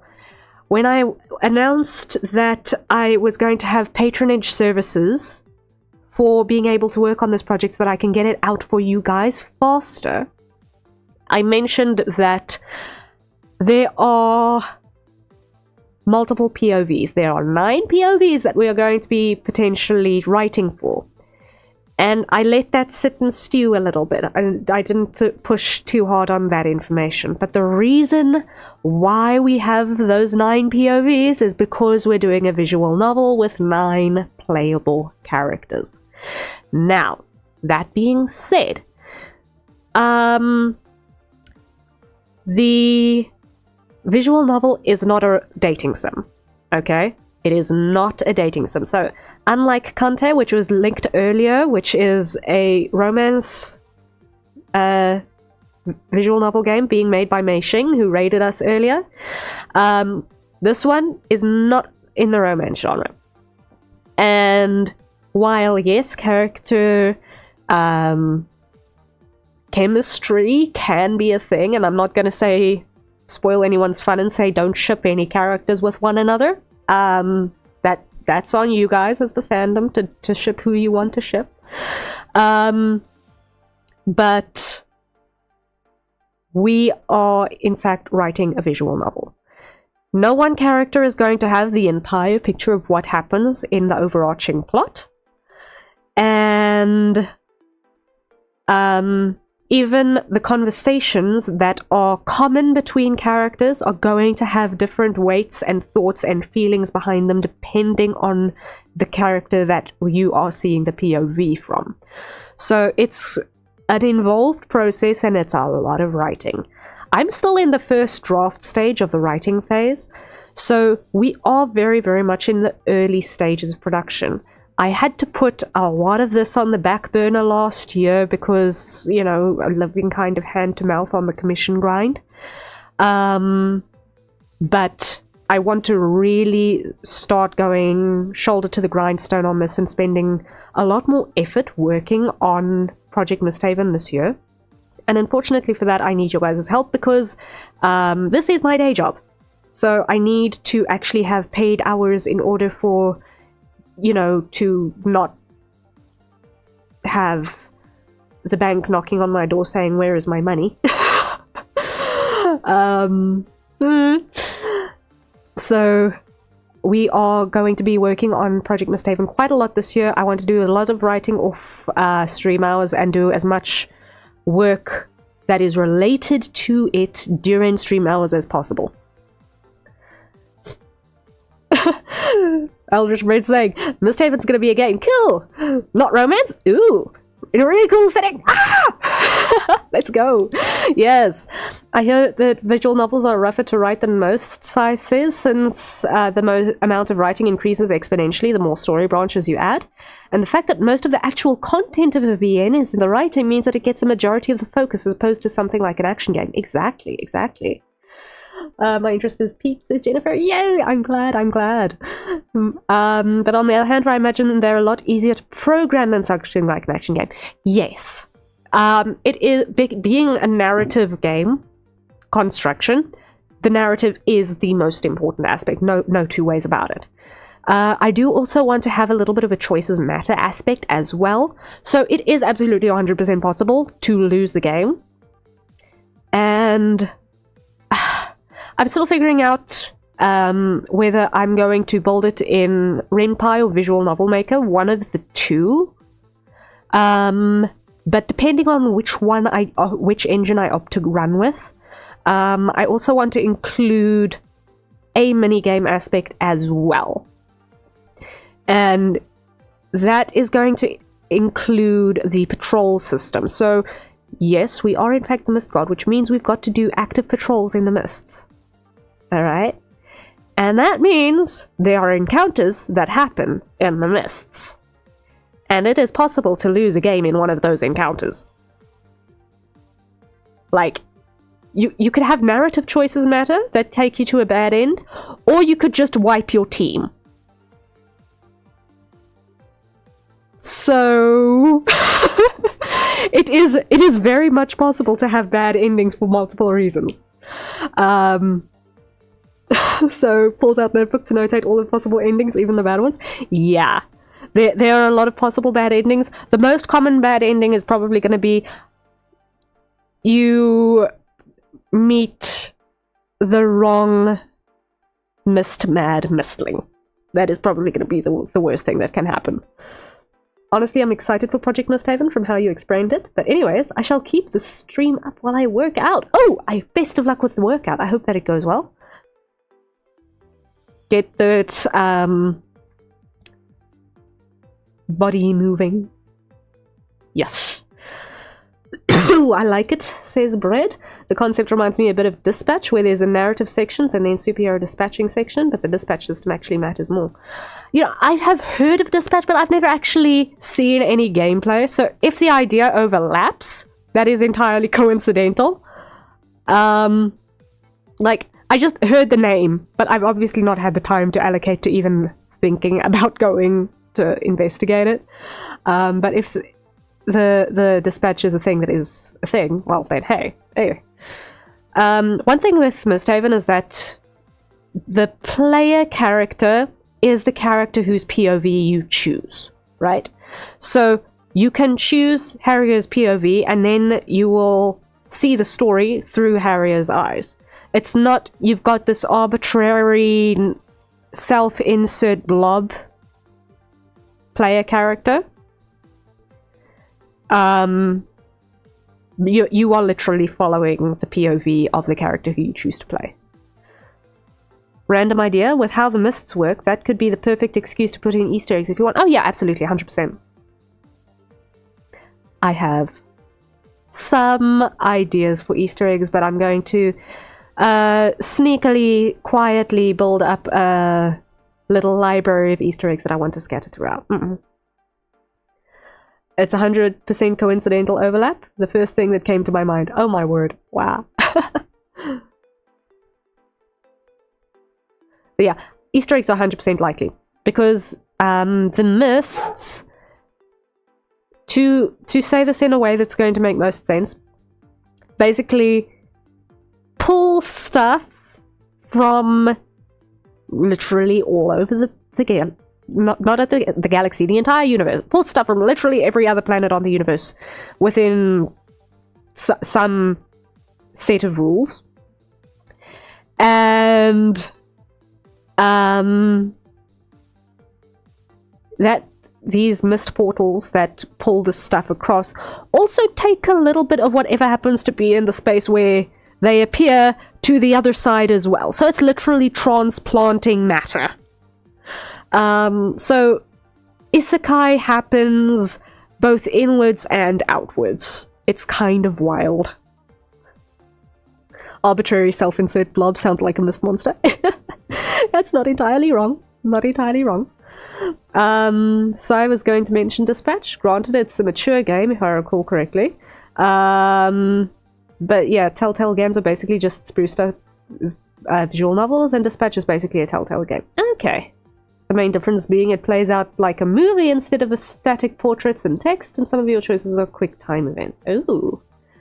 It's a VN that takes more effort to make? Yeah. Okay. Okay. Interesting. Very interesting. Okay. Huh. I'll probably not play it myself at any point, so one thing that I'm going to just put on record now, because the likelihood of me ever playing Dispatch is low, tending to 0. Any similarities that are going to happen are going to be strictly coincidental. Because I got no clue how that thing's gonna... I don't know the characters at all, I don't know what happens in it, and I'm going to keep myself spoiler-free. Robert is the dispatch, so there's portions of the game where you manage the heroes and who you send out to what situations, hence the loose coincidence. Loose coincidence. Okay. Okay. Yeah. No. In this case, the entire team goes out all the time. So each patrol unit consists of 3 subunits, each consisting of a sentinel, a paladin, and a skirmisher. So sentinels, like myself, we're the scouty types. We are in charge of being the eyes and ears for the team. Then the paladins are our tanks. They are either highly defense focused or they are really, really hard-hitting attackers. One of the two. Sometimes there's overlap, but not necessarily every single time. And the skirmishers are of the all-rounders. So there is one of each member on each subunit, and we each have our different roles within our subunits on a patrol. We keep in contact with smoke flares. All of the patrols happen during daylight hours so that we can see our smoke flares. And if a mist portal appears overnight, well, then tough luck, honestly. That's why we've got high walls around the fort. You know, so far listening to it, it's good too. If ever you want, I loved listening to the story. Okay. Huh. I'll consider it, maybe. I'll consider it, but I'm not going to make any promises about ever being exposed to it because, quite frankly, I struggle to find time to watch the streams that I want to watch. I don't watch movies, I don't watch shows, really, anymore. I just don't make the time for it. Like, the number of days that I start to do work before stream, and then I realize, oh shucks, 6 hours have gone by and I've sat in abject silence because I forgot to even put on music.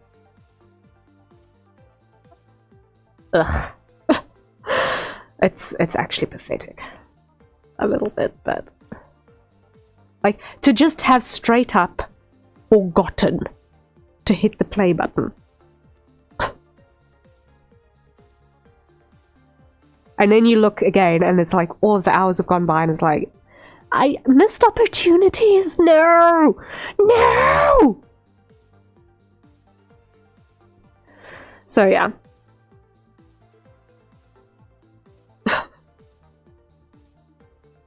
Okay, I'm gonna merge those lines down into one now because that's all good. Let's add another 2 layers here. Choose black. Now let's look at our armor pieces because we do need to in fact have those. Sorry. Let me just clear the airways again. I need to mute for a moment. 1 second. And then we will continue with looking at our planes and greaves and sabatons. And our tail feather hub. 1 moment, please.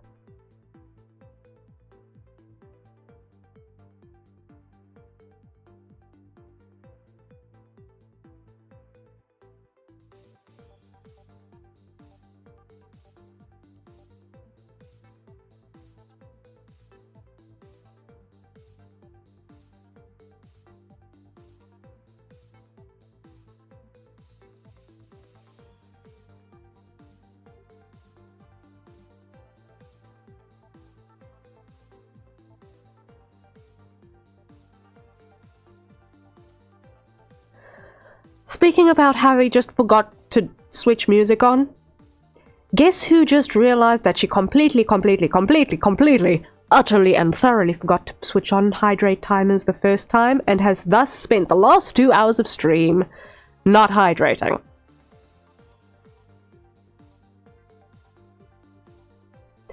Which means, everyone, it is time to acquire our nearest safer consumption beverages and take a sip. I can't believe I messed up that badly. Oh. There's a reason why the Harrier lore is that she is infinitely forgetful. How do you control the tail feathers anyway? Can't imagine the calves have much fine motor control. No, that's part of what the wing control hub on the back is in charge of. It sends a signal to the tail feather hub. Something not entirely dissimilar to Bluetooth. Not entirely dissimilar to Bluetooth. Not quite Bluetooth, but not entirely dissimilar to Bluetooth. Considering that the wings are also not actually organically attached as well. They are floaty wings.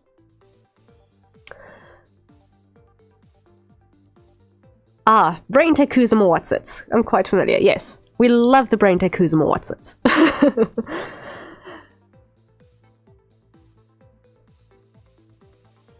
I was just typing up the Bluetooth joke. Ah! Sorry, Brit, I beat you to it. Sorry.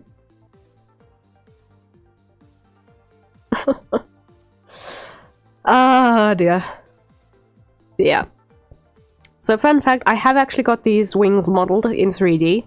I modeled them in 3D before drawing the reference sheet and the live 2D artwork. So I know that this assembly can work. And it can get rigged into the way that I want it to. So I do know that it is functional, the wing part. I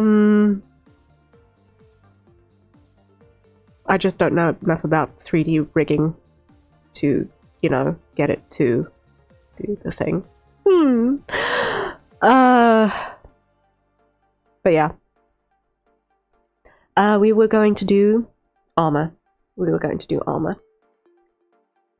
So, symmetry ruler on planes. Planes.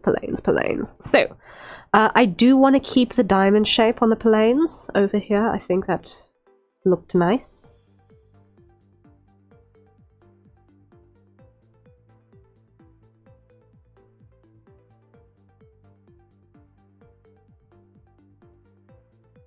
The rounded diamond shape.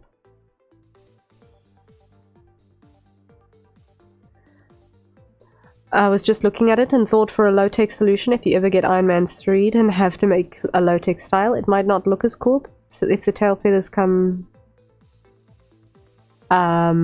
forward off the shoes instead of the calves, and you just control it with ankle bend and tilt. Yeah, so like, if one had to go on a low-tech mode, you could just literally have a solid wing, not a collection of tail feathers that can expand and contract depending on the requirements of how much rudder is required in flight.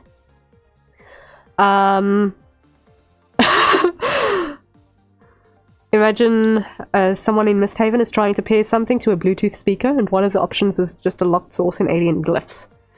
Oh, that's Ria's boots. She must have powered down her wings. Ah! Oh dear. Yeah. That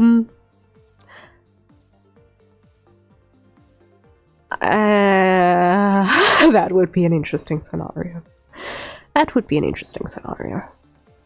Wild.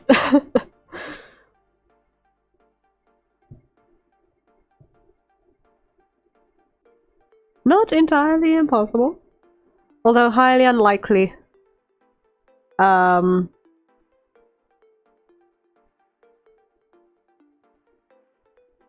In regular spheres, because world building things that are spoilers. So,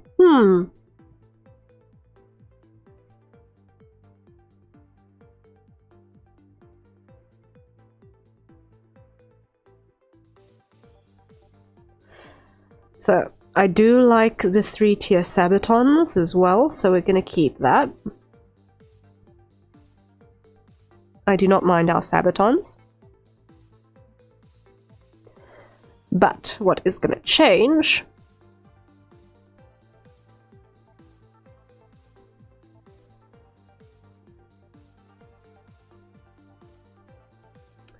is that this top panel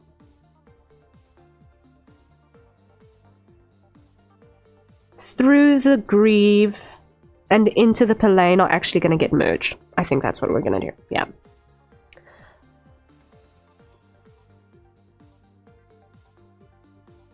No signal interference unless the plot requires it. Yeah. Yeah, no, that's a vibe. That's a vibe right there.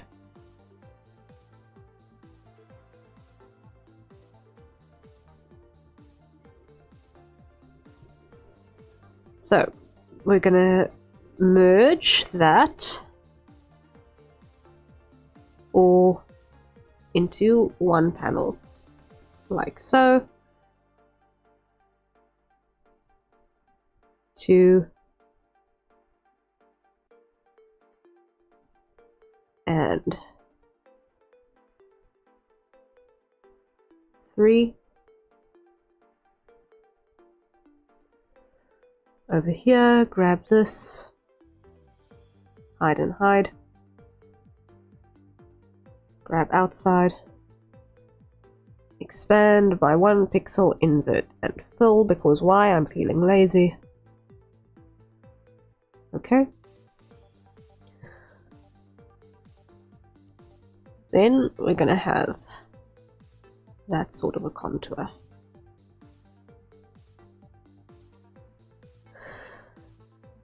Just don't start making all the gadgets nanotech. The audience hates that. Yeah, no. On average, Mystehaven is actually pretty low-tech. Harrier is very much an exception in that regard. The other way is funny too. The wings are the strongest signal emitter, so if she gets too close, they go all signals. Oh my. That would be wild. Like, I would hate to literally just randomly start hearing radio sounds inside my head and it's like, my wing control hub is picking up everything except what I needed to again now, isn't it? Ugh. You've played this song 15 times today already! She yells into the non-existent void.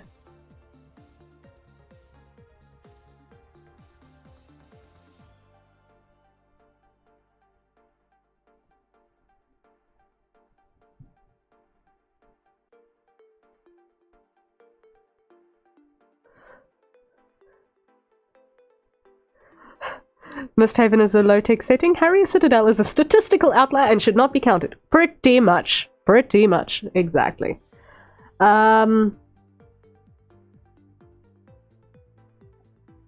Which is made hilariously funnier by the fact that she literally has no idea how any of her tech works. She just kind of thinks and it behaves.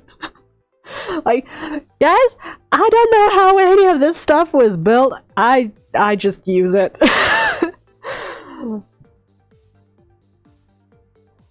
99.9% of all computer users ever. Don't ask me to make this thing. I just use it every day. Don't think too hard.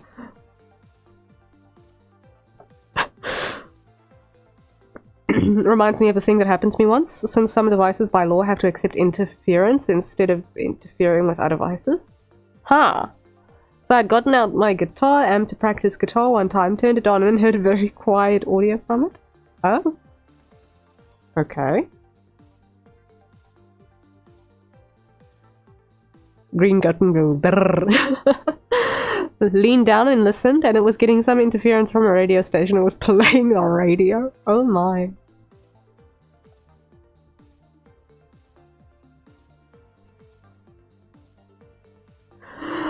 Oh my word. Of course it was playing that. Naturally. I got rickrolled by my amp. Oh my word.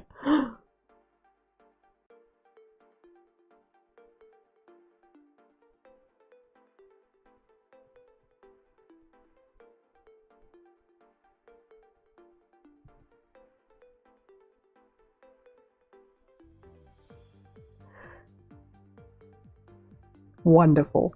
Absolutely wonderful.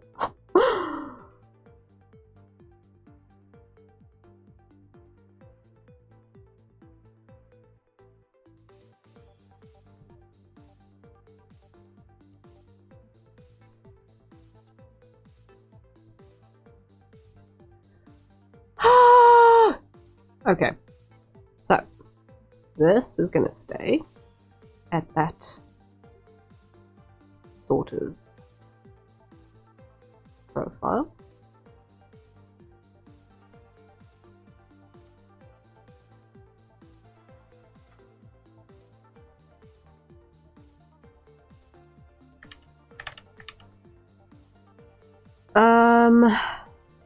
Wait, where's my schedule? Where's my schedule? I need to check something real quick. Hold up. Today is Thursday. Okay. I could not imagine a better cosmic coincidence if I tried. Oh, no, that's brilliant. That is brilliant.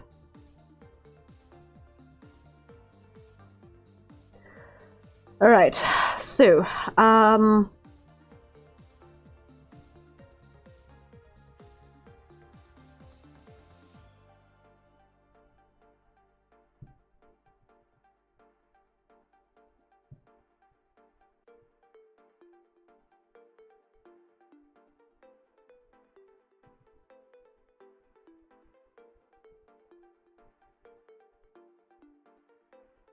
we're almost done with this upgrade and update.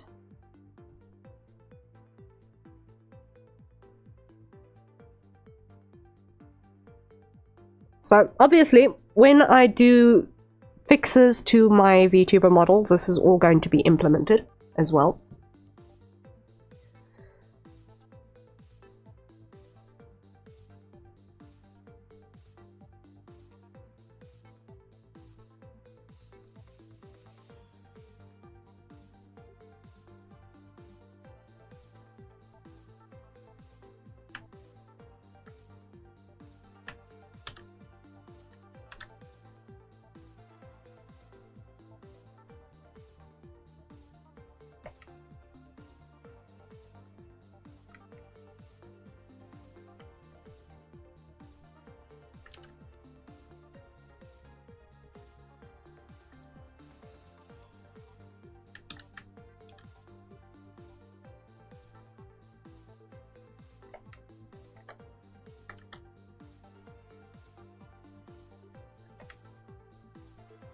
Only took like what, 5 tries to get that working. Okay. Yeah. Okay.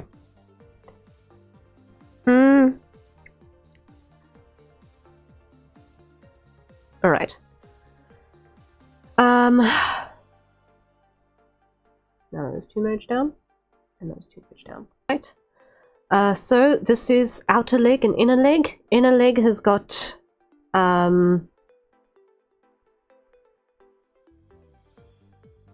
closed side, because why?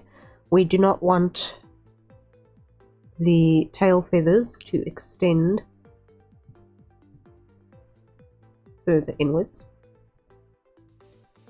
So that is closed. And now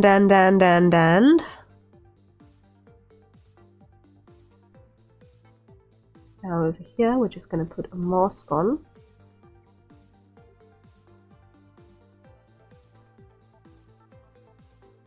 Hide everything that is poking out that is very blatantly wrong.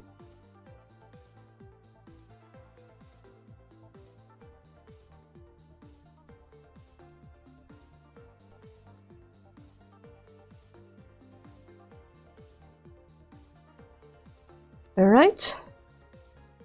So in a nutshell, that's the changes.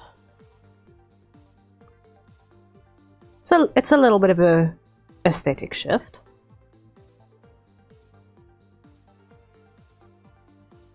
I'm debating a nap, but I know if I do, I won't wake back up. Oh no.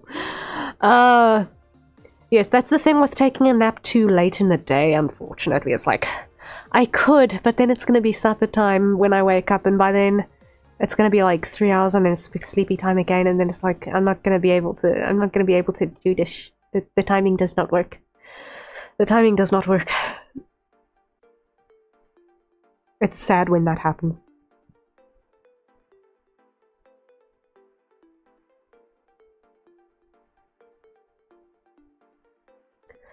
But okay,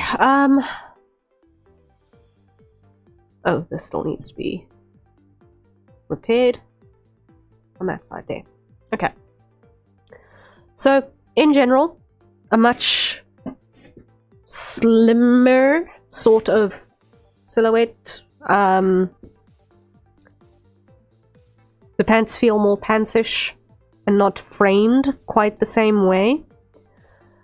I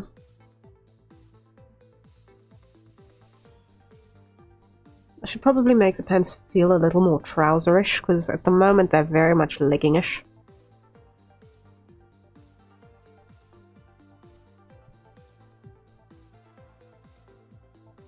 Symmetry ruler.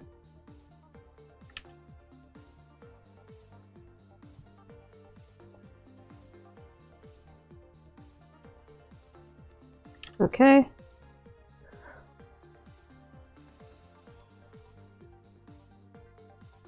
Side seam.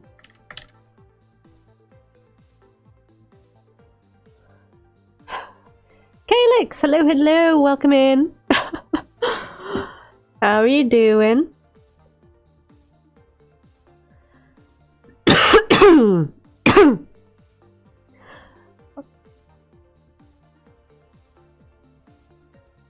Hey, yeah. No, don't do that. Don't do that. Okay. How are you doing, Calyx? So yeah, if you guys, were wondering about the songwriting batsu that I was supposed to do today, obviously I am still coughing and wheezing and spluttering like an engine in a desperate requirement of an overhaul. So I opted to stay breathing for a start instead of bust my lungs attempting to compose a song in Audacity, because why? That was the batsu that we had reached at the end of the donathon that we did for the graphics tablet. So whew.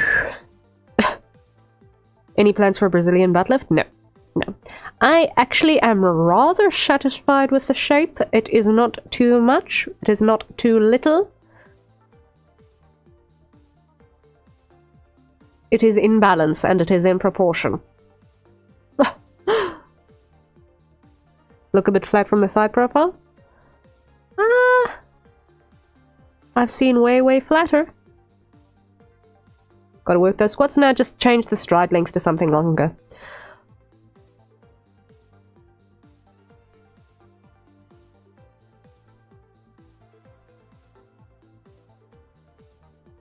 Slightly stronger stride length on the walking.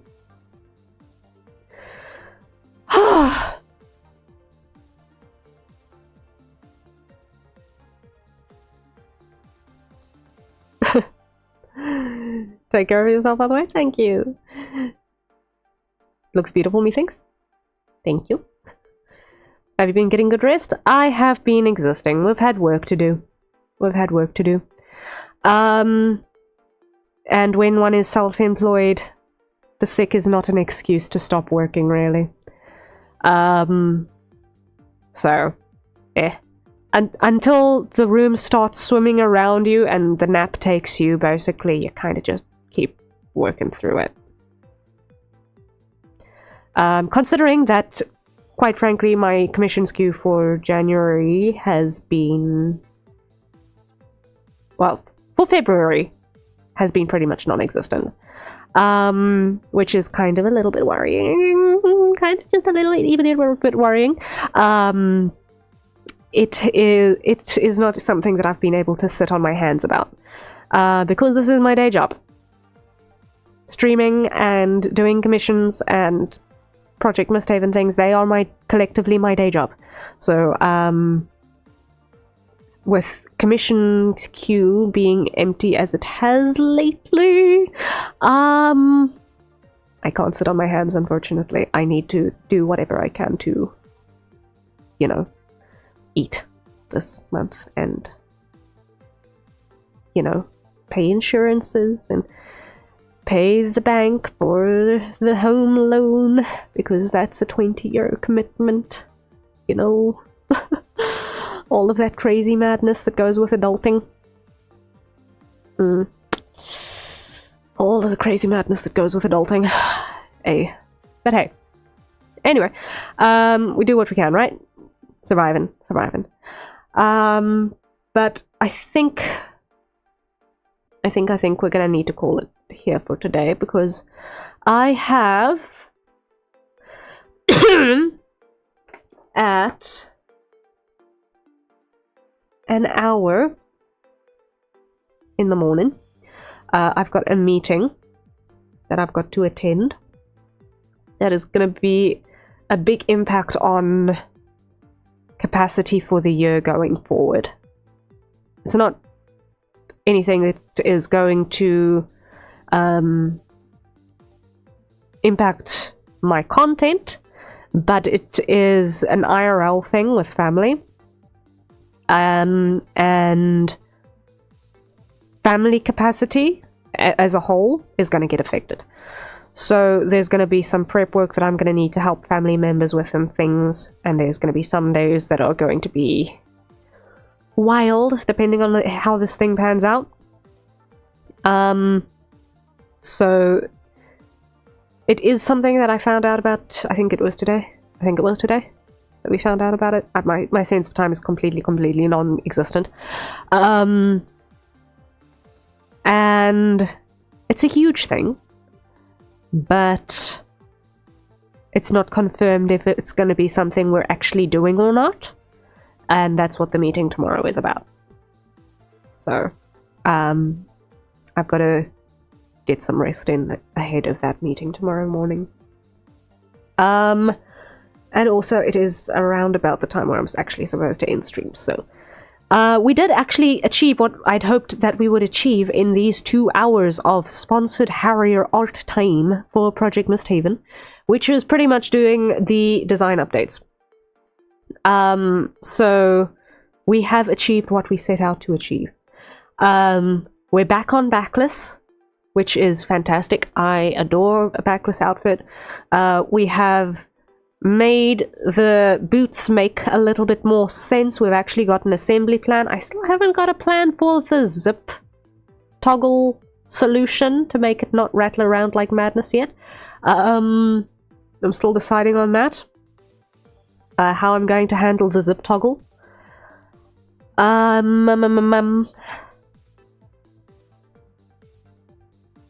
You know what? I think I have an idea. I think I've got an idea. Let me look at that real quick. I think I've got it. So, what we're gonna do is... Which object is this?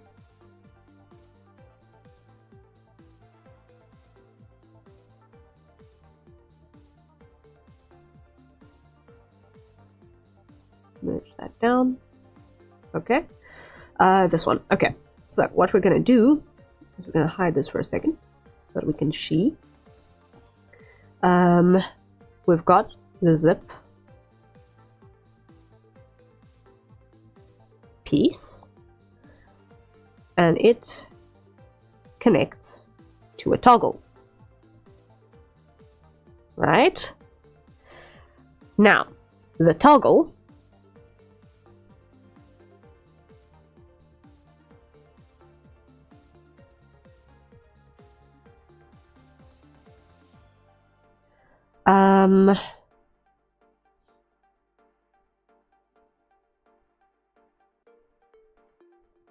I'm gonna have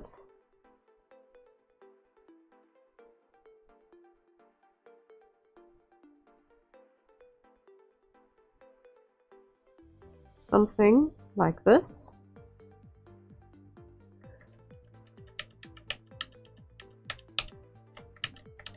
No. Let's put a diamond shape here.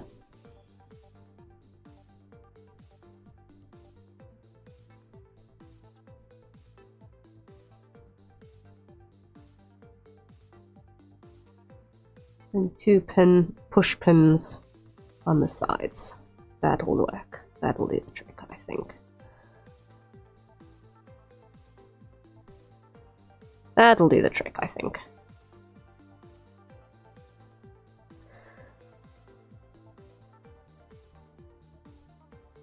Hello, where's my pen? Thank you. What did it switch to? Weird. Ooh, good idea. Yay! Enjoy! Hello, hello! Hail and well met. Oh, are we explaining how your wings work? We were doing some redesign work for myself a little bit.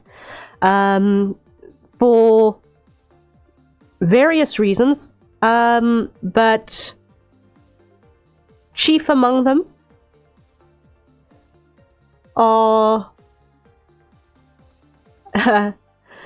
the imminent beginning of more public production on Project Mystehaven, which is my character's lore, which will be in visual novel format. And we are also looking at the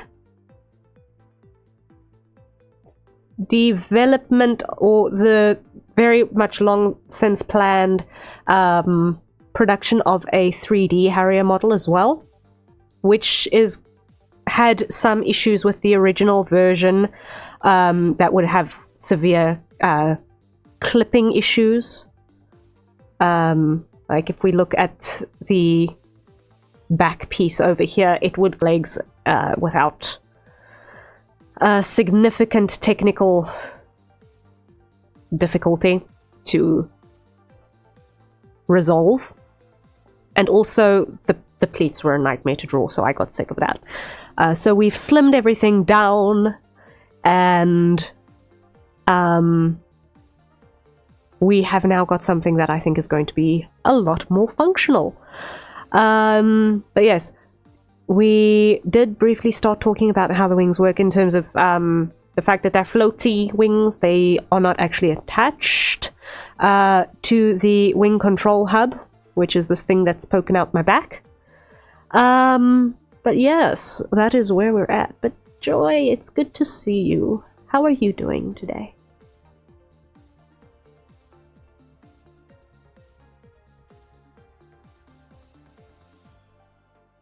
Yeah.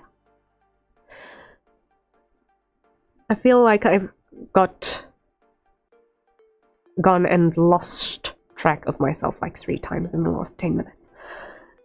The pleats can be part of the uniform for fancy occasions. Yeah. This is supposed to be my civilian outfit. I actually did a collaboration with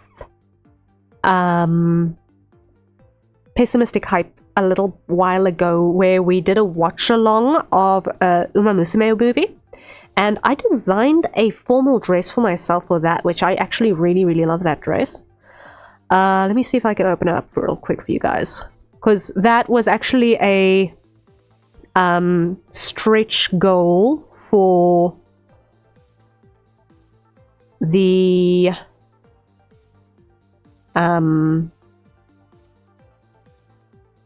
whatchamacallit,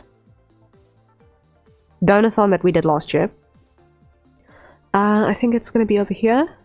Is it going to be in the bottom of this? Yes, it's over here.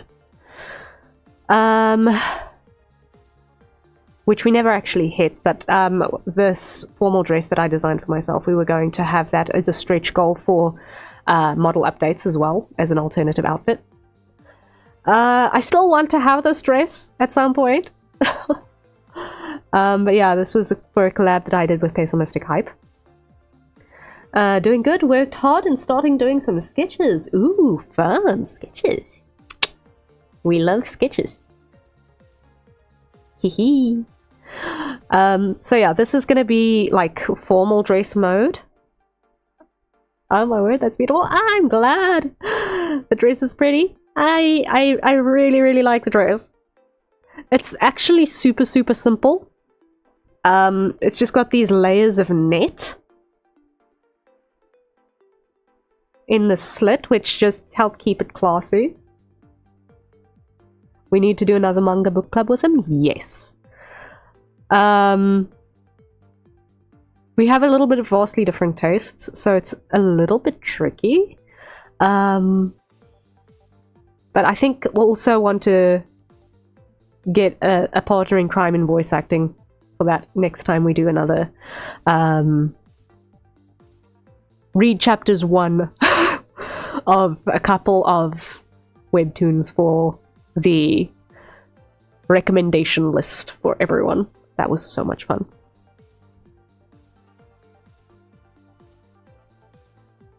I'm not going to grace that with an answer. I don't read that actually. I don't actually read the romance genre at all, really. Like, I mentioned it in the previous iteration, but I don't really read a lot of romance. I honestly don't read a lot of romance. I try, but I always end up ditching partway through because it just doesn't hold me. I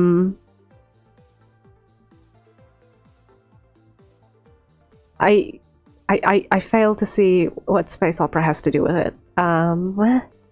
Huh? Anyway, so yeah. One day's one day. The dress will happen. One day. But I also want to, as part of next reference, also include patrol uniform, which is a unisex thing. So this is the other one of the other 2 sentinels on my team. This is Lark. Just trying to guess what other stuff you might like. I'm an action comic person. I am deep in action comics. Give me gritty combat and the cool MCs going through interesting times. I love it. I love it. I love Lark. Hey, I'm glad. Is it because you get frustrated by they just don't talk to each other? It's that, and also largely because of the world building. Like, the communication issues are one frustration when it comes to the romance genre, right? But a lot of the time, it feels like the world building exists as an aside to the romance plot, right? Like, the entire universe exists for this couple.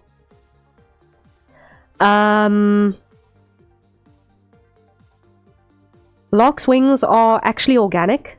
His wings are actually organic. They are attached to him, and they do make a buzzing sound. Yes, Calyx, yes.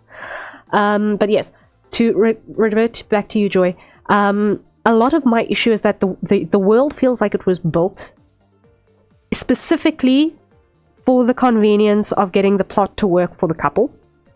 It doesn't feel like the world exists and the couple are finding themselves in it. Right? There are very few cases where I feel like it's the other way around. And oftentimes I actually feel like a romance plot is best when it is actually a subplot of something bigger. You're so right. There are so little romance comics that have a good world building. Yes. Like, of the romance comics that I've actually finished, the majority of them, by and large, the majority of them have all been by the same author. It's by instant miso soup on Webtoon with Where Tangents Meet, Siren's Lament, the one that finished recently was Eternal Nocturnal, and now currently the very, very new one, Fae Trapped. Those feel so very much like the world building is the core of the story, and there's actual solid meaty plot, which is amazing. And then the characters exist, and then the relationships naturally develop. She is like one of the only romance authors who I feel gets that right well, as far as what I have read in the Webtoon space. I am not considering myself a well-read individual across the board, but from the Webtoons I've read, yeah, Instant Miso Soup's comics are, like, imprint here. But for the most part, I find, like, I prefer my romances as subplots to other things.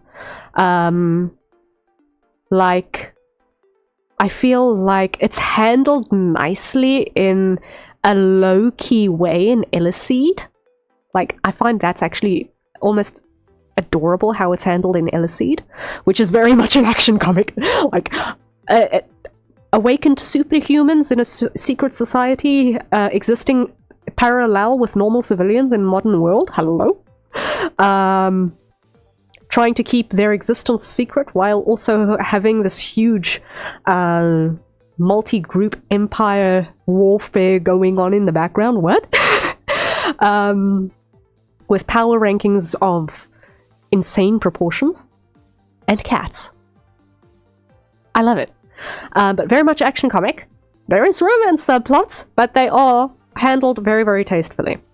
Another one which I think worked well was... I feel like Doombreaker also did a good job with the romance subplot there. It's still ongoing, and I think it's due-ish to make a return soon-ish. And one of the ones that we spoke about in the last collab with Hype as well, with the comic reading, was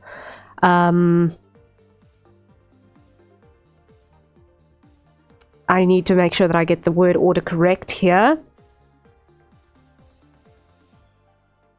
I need to make sure that I get the word order correct here so that I don't accidentally give you the title of the wrong thing. Because some of these long titles, they can overlap quite significantly. Especially when they have similar keywords. But that one handled it very, very well, I think. Which was interesting because it's solidly a romance story. But it takes place from the perspective of the male lead more so than the female lead. And that is the villainous tyrant has returned. That one has a very, very interesting romance plot, and it's handled very tastefully, I think. Also, very, very, very, very, very strong main plot that's actually happening in the background.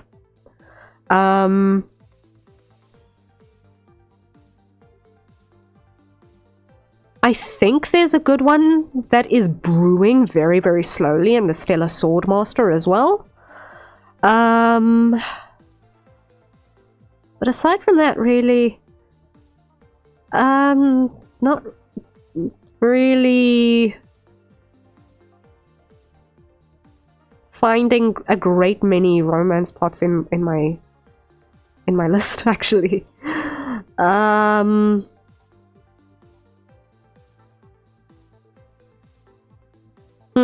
Yeah, I'm not actually finding a lot in my lists.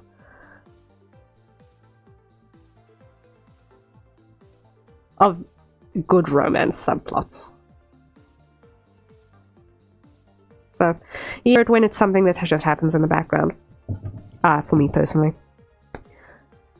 Give me epic fight scenes. That's what I find. What's that one I find more entertaining, honestly. So, yeah. And that gets reflected, obviously, in my art style and in the kinds of comics that I want to draw as well.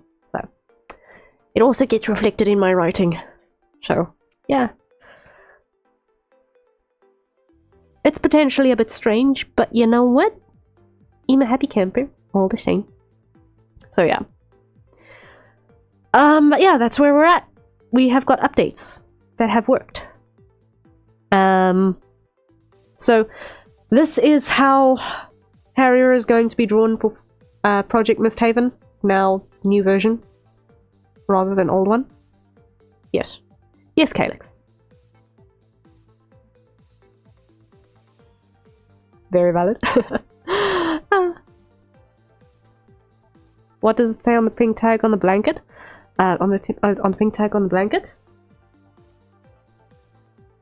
That's the signature of the person who made the VTube Studio asset. It says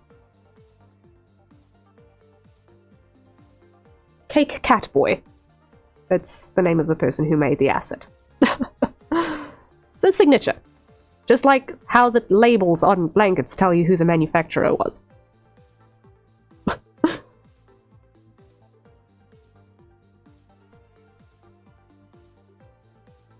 Literally, it's one of the VTube Studio default assets. I didn't go find other stuff to draw on myself. I just quickly pulled up the assets straight out of the VTube Studio library. Default library. Yeah. That is us. That is us. Oh! Guys, thank you so much for today. It was a ton of fun. I have a lot of work still ahead of me in terms of Project Mystehaven, obviously. But now that I've told you guys what it is, I hope that you can stay around and enjoy the ride of the madness that's going to be the production. Give that guy a raise because it's comfy. It's very comfy. It is a super comfy looking blanket, honestly. I love it. Very, very comfy blanket. Great for being sick. Anyway. So yeah. I hope you guys are going to enjoy the ride. I'm looking forward to being able to share more of it with you guys as we go through. You've obviously met one or two of the characters now that you've seen Lark a couple of times. You've seen me around enough ad nauseum, honestly. Ebony, you've encountered previously. And you're going to be meeting the other members of the team soon. So I've still got to do some final refinements on Kai, who is our Tigran representative, who is owned by Heoteo. So he's got some design references to come to get refined. He's one of our paladins on the team, alongside Kareth. I've still got to do some significant work on Brock, who is the final paladin. Tarn, you guys have met, our dragon boy. He's also one of our skirmishers. Ebony, we spoke about briefly a second ago. He's another one of our skirmishers. But the ones that you have not yet met are actually the final sentinel and the final skirmisher, which are Lamille and Aspen, respectively. So, those two lasses are going to be interesting. They are super different from one another, I think, but in fun and interesting ways. And I'm looking forward to letting you guys finally see the team assembled. So one of the things that I've got planned is to do a set of illustrations, like all of the sentinels together and all of the skirmishers together and all of the paladins together in terms of our one patrol unit. So that's something that we're going to be working on at some point during streams going forward. And in the back, the priority is to do writing. So if you guys want to see this entire thing come together, like, as fast as humanly possible, then please, please, please consider purchasing an hour of my time so that I can set it aside to actually work on Project Mystehaven things rather than plowing through marketing or trying to do product development or all of this other madness, on getting commissions.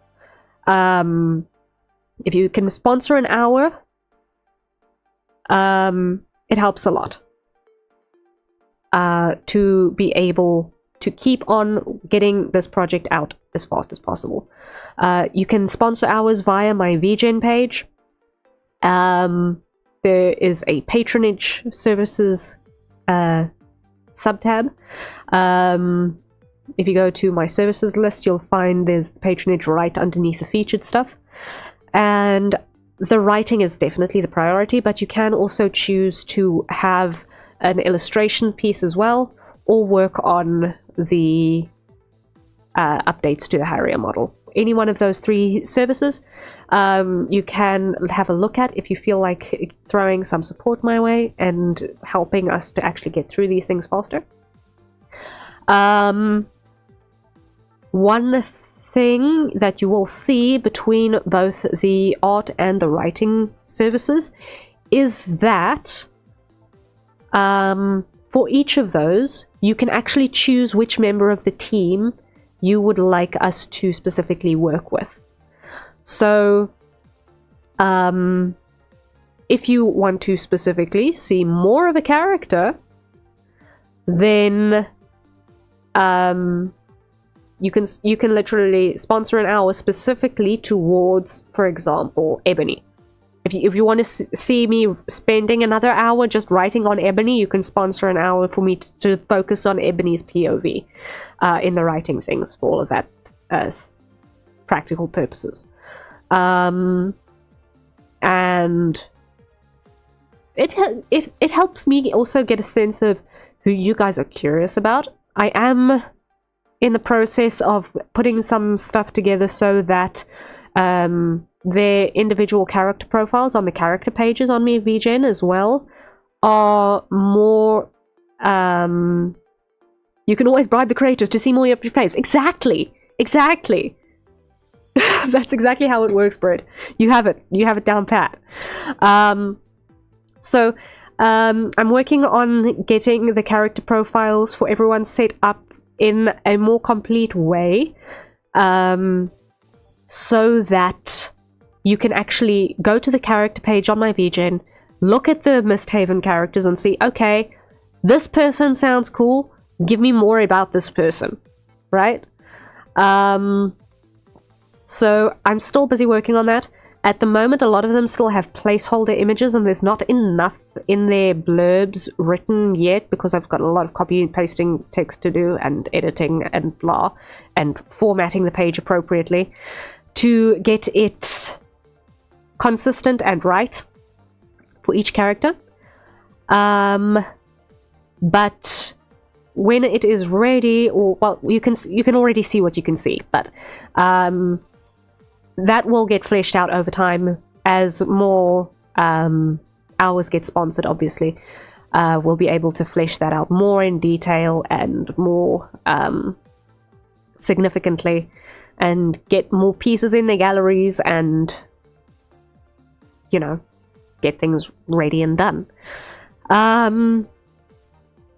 So at one point we are going to actually start also drawing the visual novel sprites for everyone as well, which are then at that stage, once everyone has got finalized references that we are happy with, that I can draw multiple times over and not want to throw a chair through a window.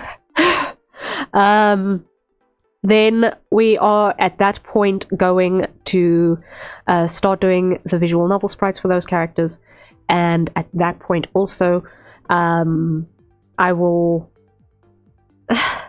have the service go out for visual novel sprites on my VGen as well.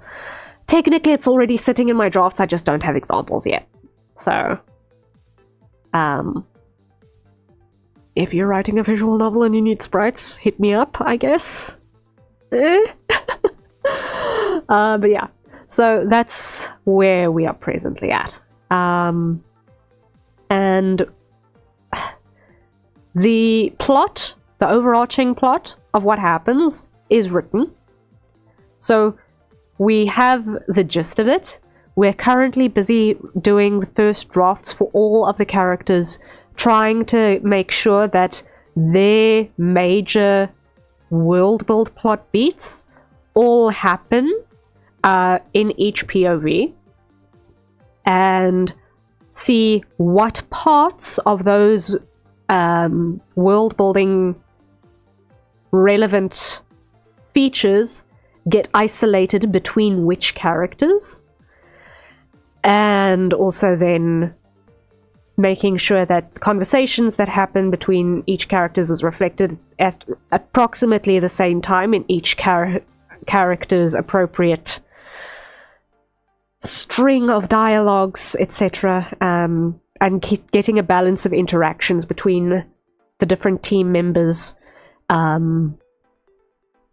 so that within a certain range of reason, you haven't got two people on the same team who never speak or interact with one another at all. Right? So we're just doing those balances to make sure that everything is balanced and even, and the plot is happening, and key points are reflected across everyone consistently, and then we'll be able to go down into the prose step, make it look pretty, and from there we'll be able to start going into the aesthetics of coding the thing and making the actual game happen. But first we've got to actually write everything. So that is what we are presently working on and working towards. So a lot of the sponsored writing hours are probably going to happen off stream, but any illustration hours that get sponsored, I'd like to ideally, for as much as what is not a spoiler, I'd like to work on that on stream for the near and immediate future, for that visual novel project. So yes, it's a lot of big exciting things that we're working towards. And in between, I'd also like to do some like deleted scenes comics. Like every now and again, one's going to write a scene that doesn't actually make the final cut. So for somewhere down the line, we're going to end up with having some deleted scenes, and those will make fun comics on the sides. Like, because they'll be marked as deleted scenes, you'll know that it isn't 100% canon. But I think if it's got fun emotional beats and it's got cool visual dynamics, it would be fun to actually draw those out as supporting material. So those are all the things that are cooking at the moment. Yes, as well as that little thing that I'm going to be telling you guys more about in the run of next week, because next week, towards the end of the week, something is coming, and probably around Wednesday-ish, I'm going to announce it publicly what it is. If you're on my Discord, if you're in the Fort Mystehaven Discord server, you will already know what I've cooked and what is coming, but I'm going to be making the public announcements on Wednesday. Yes, of what is on its way. Ooh, comics, I like this plan. I like this plan too. I really love drawing comics. Honestly, it's like my favorite thing. Yes. If you're also looking for comic strip stuff, you know, I have a VJ, hit me up. I offer comic panel art stuff. You'll find portfolio work of comics things there. And I'm also doing adaptations for that for animatics as well. So if I do a comic for you guys, I want to draw it in such a way that it is easily adaptable into animatic format as well. So if you're doing like lore videos or whatever, then there's that option. So if you're like someone who can draw an action comic style thing, maybe I'm someone who can help you out a little bit there. So check out my vision, see what's going on, see what floats your boat on that front. Also speaking about the Discord server with Fort Mystehaven, and also this barren room behind me. I'm currently running an event where in the server there is a secret channel where we are running a mood board event where the members are able to pitch ideas for how we can decorate the room. So you don't need to draw anything. You could just find some pictures of what you think is Harrier vibes, throw them in a mood board, and drop them in that particular channel. I forget what it's called right this very second. I have not got Discord open. But at the end of that, we are going to look at all of the ideas, and then from there we're going to redecorate my room, because why? This room is still as I received it from the Mist God when I joined up. It's in default mode still. It's barren. So if you guys want to participate in some idea scheming, join the Discord, find the channel, and drop your ideas of what is in fact Harrier coded stuff. I trust you guys to know my vibes.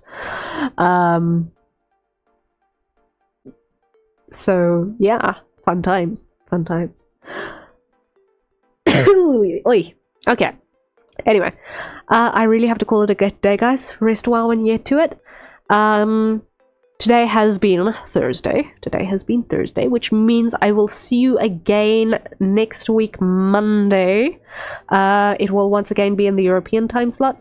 We will see how recovery happens between now and then, if I will be fit as well for the combat style analysis and the musical batsu that I had to postpone. They were due yesterday and today respectively. But obviously with the coughing and spluttering and all of that madness, I do not feel comfy working on that. But yes, if I am better next week, we shall do that. Otherwise, it is going to be one of those things that you see, oh, it's in the queue, and it's still in the queue, and it's still in the queue. Yes, I'm still in my default room. This is exactly how I got it assigned from the Mist God. We've got nice barracks, okay? We literally got isekai'd away from everything we ever knew when we arrived here. The guys up top are at least decent enough to provide good housing. Thank you for the stream. Get well soon and have a great weekend. Alright, Joy, thank you so much. I appreciate. You guys must rest well as well. If you're also feeling a bit under the weather, I hope that you have swift recoveries as well. And once again, if Toaster is still around, congrats on passing your course once again. Engine mechanic, woohoo! Helicopter engine mechanic, nice. Officially licensed, woohoo! And yeah, I shall see you when I see you. Is there anything else? No. I think I've said everything that needs to be said. I've been zatsuing for an hour. It's definitely time to go to bed. Good night, everyone. Rest well. And until next time, cheery bye.